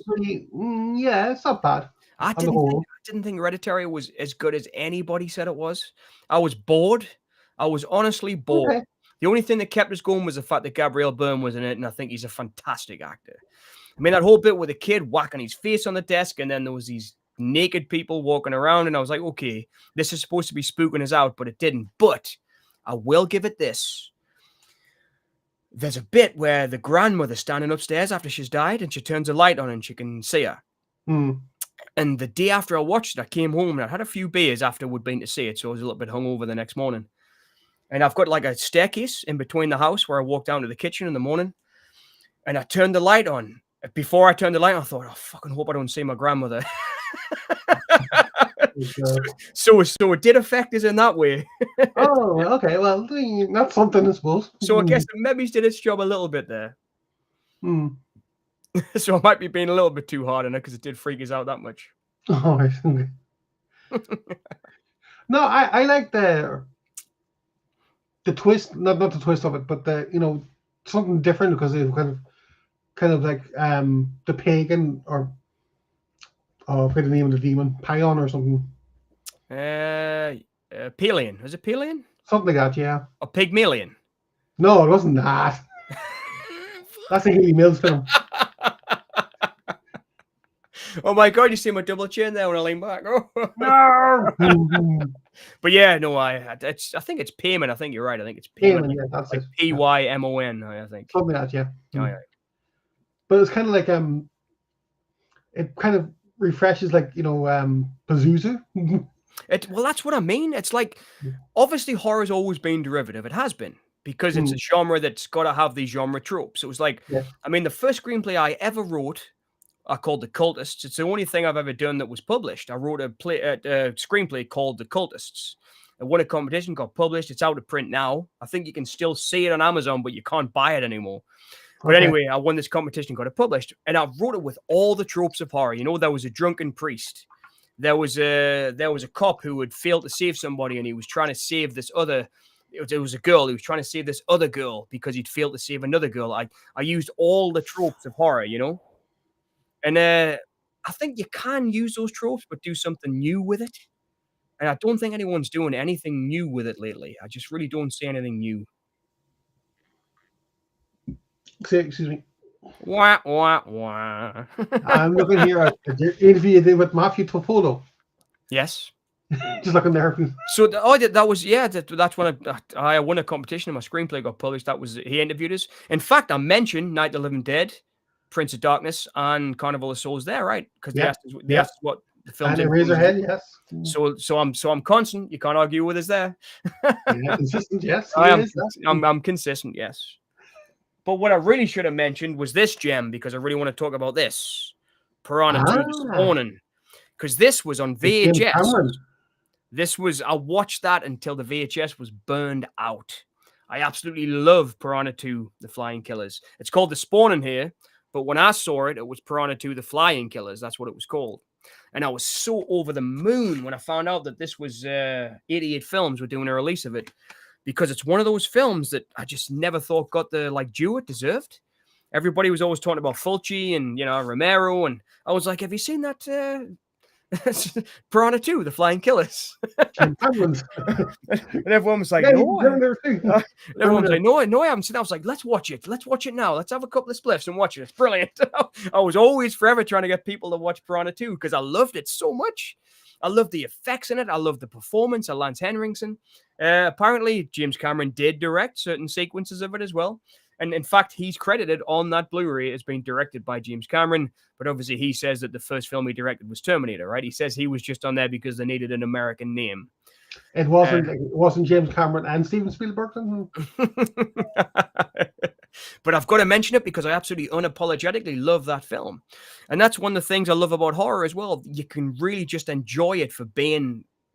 And that film, there's no humor in it. It's not played for humor at all. It's pretty gory. There's bits where the piranhas fly out of the ocean. and all these people are trapped in this hotel and they're eating the guests outside. But it's not like Joe Dante's Piranha. It's taken very seriously. And I mean, I felt it, man. The first time I watched Piranha 2, I was like, my God, those people are getting eaten. And I wasn't bothered by the effects. I was probably into it. I really, really rated it as a horror movie until, like, I remember one of my best friends, Ashley Troop, from when we were kids. We must have been about 13, 14. We were having a sleepover or something with, like, a few of us around his. And I brought some films around to watch, and we were sitting watching it. And I was thinking, oh, this is great. Everybody, isn't it? Everyone was like, what the hell is this, John? It's rubbish. But I thought it was like one of the best films I'd ever seen. I was like, what are you talking about? This is brilliant. But I don't know why. Hopefully, on this stream, somebody will agree with us. I love Piranha 2, The Flying Killers. I think it's such a gross out film, and the performances are great. And it was, I think, because it took itself seriously. You're just looking at us like, no. I can only see one of your eyes on the screen, and you're like, That's the thing with horror, though. Okay, it can be cheesy, it can be funny, yeah. It can be scary, it can be thought-provoking, it can reaffirm your beliefs in certain things. Oh, yeah. You know, like, I love horror comedy as well. Oh, me too. You know, it's just, you know, but I have to say, Return of the Living Dead. That's my favorite. Alice, sweet Alice. Yes. Now, so what made you want to bring that one up? That's an unusual. What we wanted to go? Okay. Speaking of the boss. Yes. Our boss. Oh yeah. Mr. Lampy Man. Oh yeah. 101. I was actually looking for a movie on YouTube. See if it was on the off chance it was on YouTube. This was about like 15 years ago. And I came across Lampy's channel. And he did a review of Mausoleum. Yeah, Mausoleum's great. I love Mausoleum. Right? Yeah. And then the next one I watched after that was Alice Sweet Alice. And I got, you know, the gist of Mausoleum because it was, you know, cheesy horror or whatever. Yeah. But Alice Sweet Alice was straight horror. It is straight, isn't it? Yeah. And it's very kind of religious, like yes. It's Catholic. Yeah, it's communion and a different. I think it's there are times called communion. And it was like, yeah, it is. I had the same, but it was what got me about Alice Sweet Alice. I agree with you, Kerry. I love Alice Sweet Alice, and I don't think it gets the credit it deserves. In fact, has anybody else released it apart from the Slasher Classics collection? I don't think so. Maybe Shout Factory in America, but maybe Shout Factory in the States. But it was like it's like to me it was like a working class slasher. Yes. And I really like that. You've got like Brooke Shields, right? When she's like a kid in that film as well. And Arrow released it in North America, it says on Wikipedia. Oh, so Arrow did a States release. I wouldn't mind getting that then. I didn't know that. But I've got the Slasher Classics release too. Pardon me. Yeah. I just love it. It's so gritty. It's like similar to Driller Killer. It's got that gritty feel to it. And I think because even when we were watching Lucio Fulci like doing New York Ripper and stuff on video, or even Zombie Flesh Eaters, when we see the zombies walking across the Brooklyn Bridge, it's like Alice Sweet Alice feels regional. Oh, cool, City Living. I love City Living Dead. But but doesn't Alice Sweet Alice feel regional? It feels like it's contained. Yeah, like in the way that Romero made films in Pittsburgh. It feels like that is a film that was made in New Jersey. I think it was New Jersey. But I really love that about that film. It's almost like it showed me streets of like working class people. And I'm a working class guy, so I totally understood the film, and it was like it landed with us in that way, Alice Sweet Alice. I really didn't. It was like that could happen in my neighborhood. And I loved that about it. I knew the people that like the fishmonger in the film and stuff. There were people I grew up around. I love that about Alice Sweet Alice. I really do. It's a special film, man. I think it's a special film. Because for me, it's just as I said, you know, it's a straight horror. Yeah. It's self-contained, but you kind of feel sympathy for Alice because definitely. The neighbor he's such a perv. You know, and you know she does her best to, but I think it also borrows from Don't Look Now. Oh, definitely, yes, I would say I. You know, I can see that. The raincoat. You know, but I can see what you mean. Yeah, with it. I mean, it was like I can see what you mean. It's like they're chasing some kind of apparition. Yes. Yeah, it was. I can see what you mean there. That was. I do love that too. I didn't even think about that, funnily enough, when we're talking about horror movies. But that was an informative horror movie for us too. I fell in love when. Yeah. Well, that was after Walkabout. That was the first Nicholas Roeg film I saw. Was Don't Look Now, and I mean, I'm a big fan of Nicholas Roeg. Big fan, and because of those two films, they were the first two films I saw. But Don't Look Now, man, is so fucking genuinely creepy. It really is. I wouldn't say it's scary. It's creepy. As well. All right. So it's great. Donald Sutherland is brilliant in it as the father. Oh, totally, man. And Julie Christie as well, like the way that she kind of gives him the cold shoulder about things. And but that's another thing. It's like that's his point of view, right? Yeah. Again, in Don't Look Now, we're seeing Donald Sutherland's point of view, and that he's trying. He only can see. Yep. So he's the only one who can see the creepiness of the blind sisters, for example. Like Julie Christie's fine; she's talking to them, but he's totally he's creeped out by it all. It's exactly he's by everything. Yeah, because he feels guilty. Yeah, the whole world's tinted by his guilt. All right. Yeah, because he couldn't get there fast enough, and he couldn't get out of the pond fast enough, and it's a wonderful horror film. Like, I mean, that's what good horror does, doesn't it? That's something that makes you think and makes you feel, and he's great. Man. He's great. I really don't think Nicholas Roeg. He did for a time, like back in the 90s, there was like a resurgence of like people, but now he seems like he's been forgotten about a bit.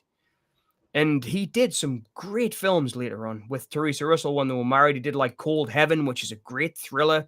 He did like erotic thrillers. He did Full Body Massage and Castaway with not Miranda Richardson, Amanda Donohoe and Oliver Reed, which I love.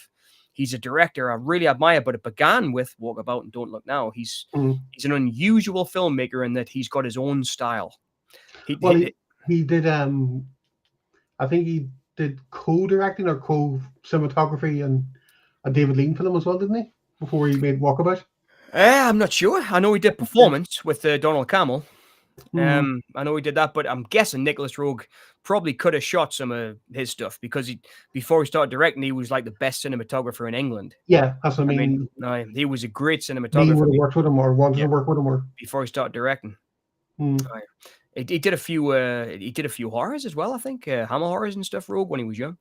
But in England, as far as I know, I think like there was like him and Freddie Francis were kind of like the two really big cinematographers in the 50s and 60s. Francis was amazing. They were like two of the big ones in horror, doing the Hammer horror. I think so. Anyway, I think so. I might be. I better shut up because I think I might be going down a track of just blah blah blah now. But I'm pretty sure him and Freddie Francis were like at the forefront of British cinematography. Yeah, you mentioned Eraserhead. I'm going to counter that. Yep. With another Lynch. Now again, I'm torn. But I'm going to play it safe this time. The Elephant Man. It's not really a horror per se, but it's a horror of people. Yes. Against anybody or anything that's different. And the kindness of certain people and how how it's the elite. Yeah. Who find Merrick a bit of more as a human being. Yeah. And there's the working people who are not that tolerant. Yeah. And I think that's what gives it the horror because it's the intolerance of others. I think it's a horror film. Yeah, that's what I mean. But it's not. I would. Yeah, I know what you mean. It's like it's like it's a dramatic horror, I guess, or a drama horror. Maybe it's similar to like something like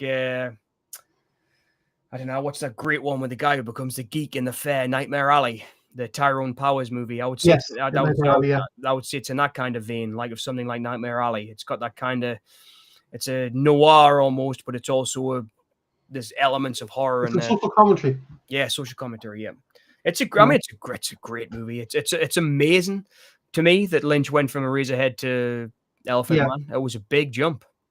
It was, and it kind of like. It kind of vindicated because Mel Brooks produced The Elephant Man. Oh, hey, Solitude. Just bought Driller Killer. Just ordered the Blu-ray of Driller Killer. Comes with the Evil Ferrera commentary. Fantastic, man. Brilliant. Ferrera's great in commentary. I've listened to a few of his commentary tracks. He He's cool, man. He is. I don't know how else to describe him because I've always just thought he was cool. He's like I said earlier, he's like a rock star Solitude, I think, of independent cinema. It's like he's he's like the Jim Morrison of independent cinema. I really think that. I always have done. He always seemed like a rock star to me. He's not like a quiet guy like Romero or someone, or like a intellectual guy like Craven. He's just a full-on, let's go, let's do it. I love his films so much for that. He's always been like the rock star of independent cinema to me. He really has. I really hope you enjoy it. It's a great film, I think. And it's a capsule of the time, which is great too, because he shot it on his street in the clubs he was there. It's great. It's a great film. I have that. I think that Arrow release you're on about, Solitude. Just looking first. It was a good one. I've got the Arrow release of Driller Killer. That one you're on about Solitude? Yes, I've got that one too. Yeah. Yeah, but I'm asking Solitude if he is that the one he ordered? All right. Sorry. Okay. All right. Yeah, if you followed the streams a couple of weeks ago, I was in Birmingham and I picked up a load of. That's why they're still sealed. In my opinion, it's a must-have. I love it so much. Driller Killer. It was like mind-blowing. I mean, the whole film's like a rock song. It never stops. It just starts and never stops. It's got this great score by Joe Delia. It's very handheld, very organic, similar to the way that Night of the Living Dead is. It's like it just flows. It shouldn't flow because it's just guys with a camera making a film, but it just works. And sometimes it just does. Miss 45 was a lot more thought out than Driller Killer was. You can tell they were planning the shots more, and especially obviously when you get to The Addiction and Body Snatchers, he was an expert director by then. But man, Driller Killer is just like, it's punk. It's a punk film. It really feels like a punk horror film, which is great. Tommy's there saying a massive Fulci fan. Love him. Laugh out loud. I was City of the Living Dead, House by the Cemetery, Zombie, and Grindhouse's new 4K release of The Beyond, the horror maestro of gore. Yes. Zombie Flesh Eaters was like, that's another one I watched on video until it was burned out. Me and my mate Troop used to sit and watch that again and again. I love that film so much. It was, I think that's my favorite Fulci. I love Don't Torture a Duckling as well.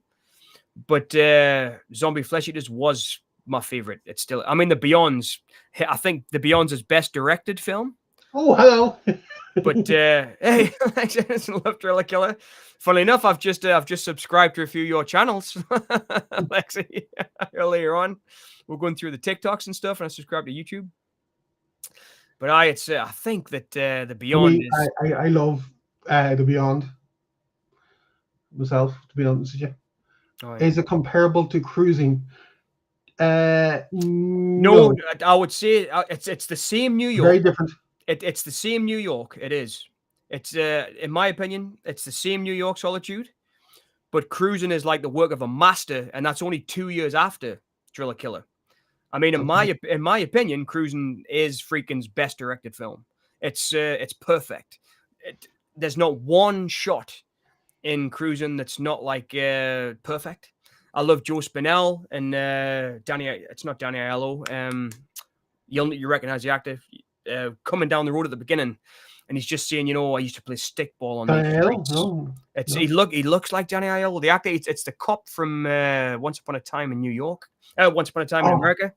I can't remember his name. You'll recognize his face as soon as you see him. I think it's Bo Starr's brother. I'm not sure, but no, it's in my opinion, Solitude, like Driller Killer's guerrilla film, whereas Cruising is like that's a director at his peak. I think that was when freaking peaked. I love The Hunted with Benicio del Toro and Tommy Lee Jones, and I really, really love The Rules of Engagement with Tommy Lee Jones and Samuel L. Jackson. I think they're perfect films, but Cruising is like it's like a dark film noir mystery, and the cinematography in it and the way that freaking directed it, I think, is just incredible. There's a scene in that with Paul Sorvino. And Paul Sorvino just says to Al Pacino, man, it's, I'm sorry for blabbing on, but I love Cruising so much. I love it as much as Driller Killer. I do love the movies as much as each other, Solitude, though I do. But there's a scene with Paul Sorvino and Al Pacino. And Al Pacino says, "Look, mate, I can't do this. I can't be undercover anymore. You know, I'm having these weird feelings. I don't want to do it." And Paul Sorvino just looks at him, and his eyes are like, they're like gone because he's so tired, because he's in this city of detritus. And he just says, "You can't let us down." And it's one of my favorite moments in any film ever. Paul Sorvino just says, "You can't let us down." He says, "I'm your partner, and you can't let us down." And it's like a heartbreaking moment, because Al Pacino's like, "Oh, I've got to just keep going." And he keeps going. And then I think Al Pacino kills the guy across the guy across the way. I'm pretty sure he does in Cruising. I think he killed James Remar's boyfriend. I can't remember the actor's name now, but he was brilliant as well. Again, I'm doing him a disservice because I can't remember it. But I remember James Remar because he's a brilliant actor, somebody I really love. But his boyfriend in the film gets killed at the end. And I'm pretty sure that it was Al Pacino that killed him. Like, because he's so messed up by going undercover and leading this double life. And it's just Cruising's a perfect film, Solitude. But Driller Killer's an imperfect, perfect movie, if that makes sense. But Cruising, man, it's I can't give it enough credit. When Freaking died, I did what do you call it, like a tribute to him, and that was the first film I thought of when Freaking died. Cruising was I didn't think of The Exorcist, I didn't think of Jade, I didn't think of The Hunted. I thought of Cruising. I didn't think of Sorcerer. Sorcerer's kind of had this second kind of upbringing, which is fantastic because I always loved Tangerine Dream, so I always loved that movie. But I think Cruising's his masterpiece. I do. And that's a perfect masterpiece, but Driller Killer's an imperfect masterpiece. That's a hot take and a half. I know I went on and on and on there, didn't I? I'm sorry. That's okay. See, I would have said, possibly To Live and Die in LA would be in his peak. I wouldn't say it's his peak. I think it's I love the soundtrack by Wang Chung. I think and I love William Peterson. It's I think Thief and To Live and Die in LA are not Thief, Manhunter and To Live and Die in LA are the best things that William Peterson did. He also did a great film called Caraco with George C. Scott as well, which is like a spy film with actually Julie Carmen from Fright Night Part 2 and In the Mouth of Madness. My God. 8 degrees of separation. Oh, I know. But To Live and Die in LA is great, man. And it's I think that was the first movie I saw Willem Dafoe in, come to think of it. I think I might have saw him in The Hunger first because I was a big Tony Scott fan. Oh, yes, The Hunger, yeah. But he's only in that for like 2 minutes. But I think that was the first substantial role I saw Willem Dafoe in. And it's great. I mean, it is a great film. But in terms of horror, with Freaking, you've got The Exorcist. You've got Cruising, I think. I would class Cruising as a horror film. I really would. I mean, you might say psychological thriller, but for me, it's just the atmosphere of it's so damn creepy. It's just it's a perfect film. It's perfect. And then you've got the YouTuber called Matt Baum. Yes. American YouTuber. Yeah. He did a kind of a what the word is, can't think of. Same review, I know, for want of a better word. Yeah. Of Cruising. Yeah. Kind of a deep dive, you could say. Yep. So and his interpretation as a gay man, how he felt it was homophobic or not homophobic. Well, I mean, at the time it was classed as homophobic. The gay community was literally trying to stop the film from being made. Yeah. I mean, they were on the streets blowing horns and stuff, so they couldn't record the dialogue. And I totally understand that, Kerry. I really do. Because you don't want a film made in your backyard. It's like, I mean, I'm a guitar player. I go around doing music. I wouldn't want someone coming around the music scene saying all musicians are murderers. I wouldn't. And that's pretty much what. But Cruising was like this. It's the atmosphere I love about it. It's the direction. I mean, it was, from what I understand, I mean, I wasn't in the gay scene in New York in the 70s. No, I don't think you are, no. But apparently, William Friedkin went to those places. Yeah. And he said a lot of the stuff that's on screen is what I saw, and it was... goes into that kind of the story behind the film. Yeah. How it was written, as in the influence, what influenced it. Yeah. Well, the guy from The Exorcist was the doctor. There's a guy in The Exorcist. He actually turned out to be a murderer. It's the doctor with a beard in The Exorcist. That's right, yeah. And he was involved in that scene in New York, and Friedkin actually been offered Cruising about 2 or 3 times. And he said he kept in touch with that guy from The Exorcist. And he said he went to jail to see him. Mm-hmm. Said, look, I'm thinking about doing this movie about the kind of hard leather scene in New York. And the guy kind of talked him into doing it, apparently. And it's incredible. Friedkin's an incredible guy. He is. He's an incredible guy. I don't think there was anything that guy said that was not genuine. I think everything Friedkin said was genuine. I always feel that when I see him in interviews. And everything he did was genuine as well, scaring actors and. I think so too. Yes, I think so too. I think I think he genuinely did what he wanted to do. It is a good way to get a reaction from, especially in The Exorcist when at the very end when Father the guy I can't remember his name, but he's his handshake when he's giving the last rites to Jason Miller or Father Karras. Yeah. Aye. He slapped him in the face, man. Yeah. Great car chase. Solitude said the great car chase and To Live and Die in LA. It is a great car chase. I love in that scene, right? I think John Pankow really sells it. The guy in the back seat because he's screaming so much. Yeah, he's so scared. And it was done with platitude because he didn't have permission. I love that guy, John Pankow. I've kind of followed his career after To Live and Die in LA. To Live and Die in LA. He did a few TV series. He did a great film called, he plays an Italian in a John Frankenheimer film called Year of the Gun with Sharon Stone and Andrew McCarthy, which I really recommend to anybody on that in the stream if you like action movies. John Frankenheimer's Year of the Gun. And John Pankow is really good in it. He's really good. And he went on to do like episodes on the television with some English, like Matt LeBlanc. I followed his career after To Live and Die in LA. I liked his performance. Yeah, Matt LeBlanc. From Friends. He did that TV show called Episodes with him. But because of To Live and Die in LA, I fell in love with John Pankow. I thought he was great. And of course, there's that George Romero connection because he's in Monkey Shines as a kind of mad scientist. It's like, and I think that's why Romero cast him because he'd seen him in To Live and Die in LA. But possibly. Solitude, you do have the mustache, John. I guess you're talking about the 80s style and cruising. No, you.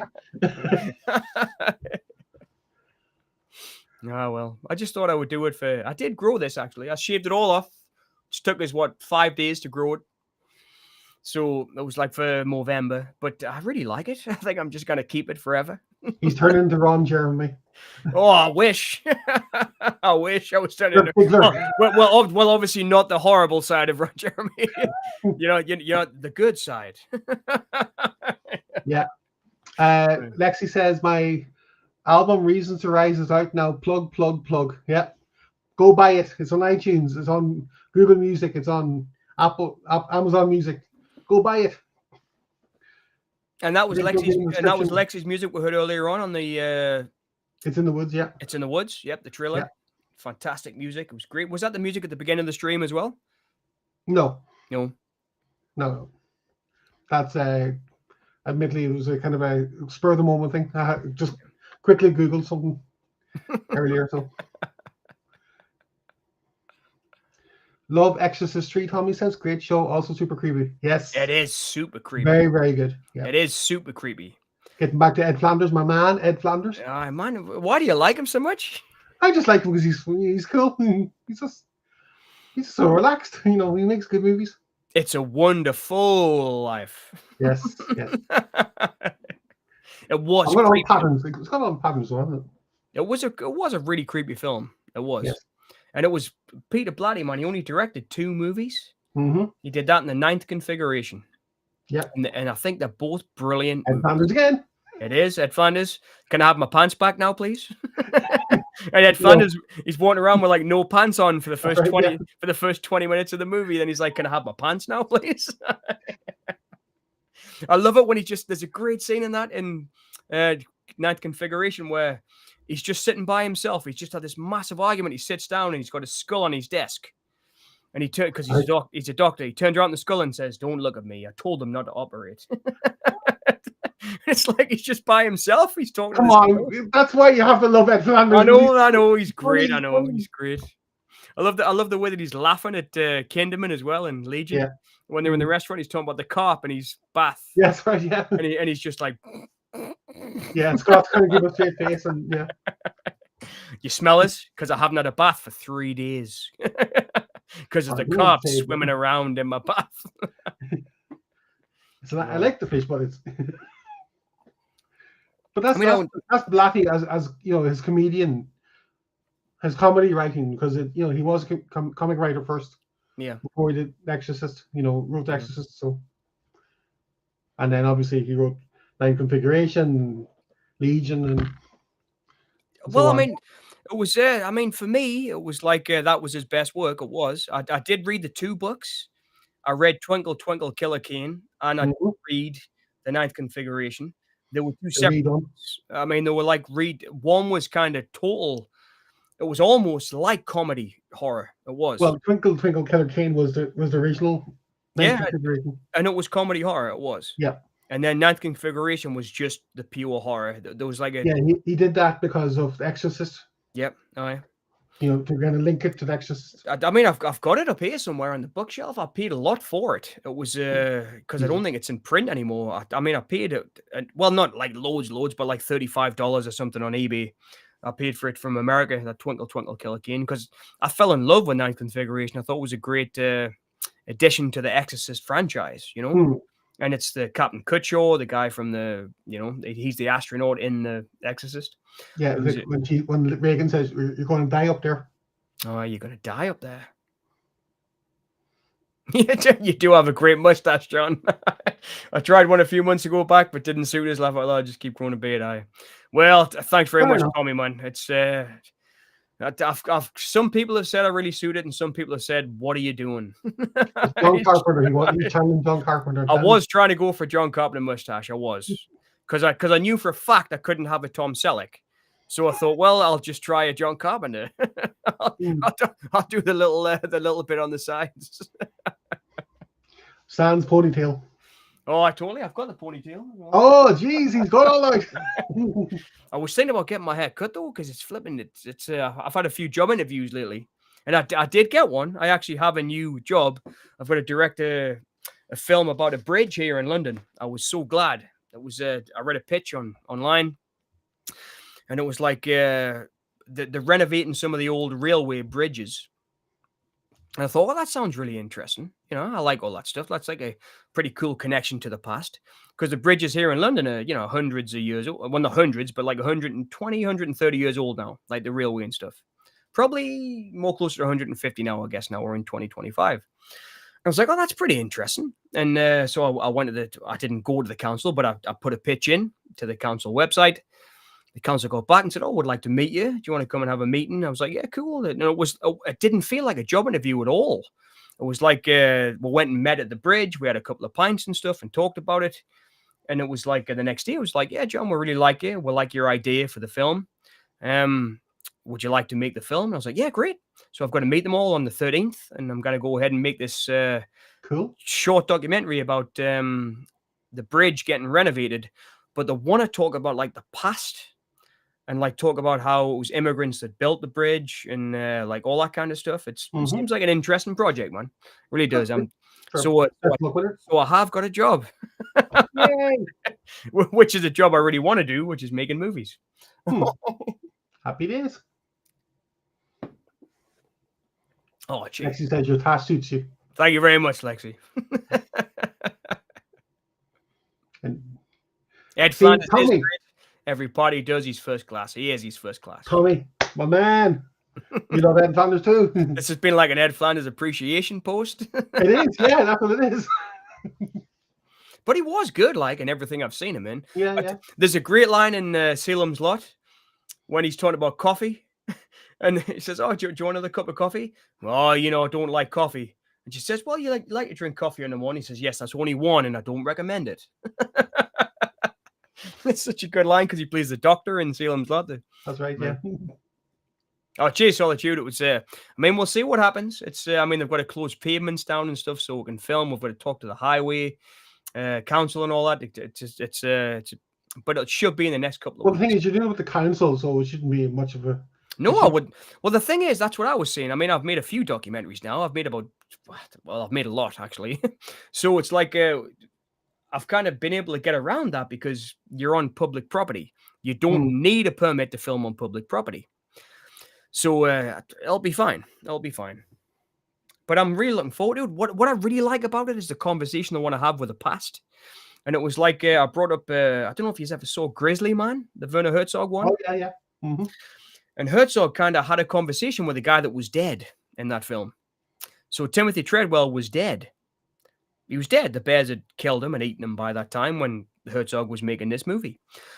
But Herzog had a conversation with him even though he was dead because he had this footage.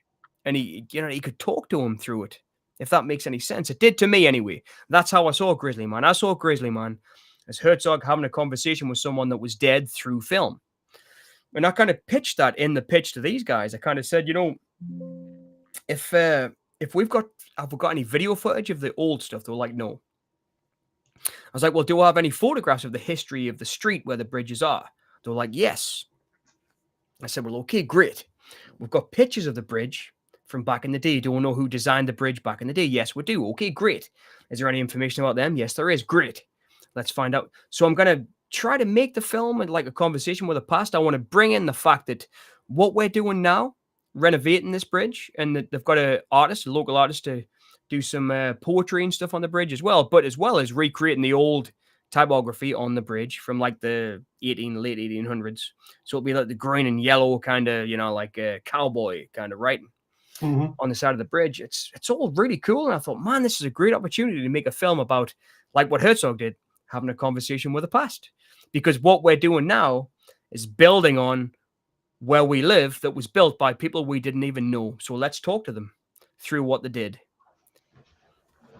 And that sounds pretentious as fuck, doesn't it? But, So, are you having a Cthulhu there, by any chance? Turn it into horror, include some of them crafting stuff. LOL. Nah, John's a professional. He wouldn't do that. Turn into horror. He wouldn't do that. No, I couldn't. This is a commission, solitude. So I've got to, but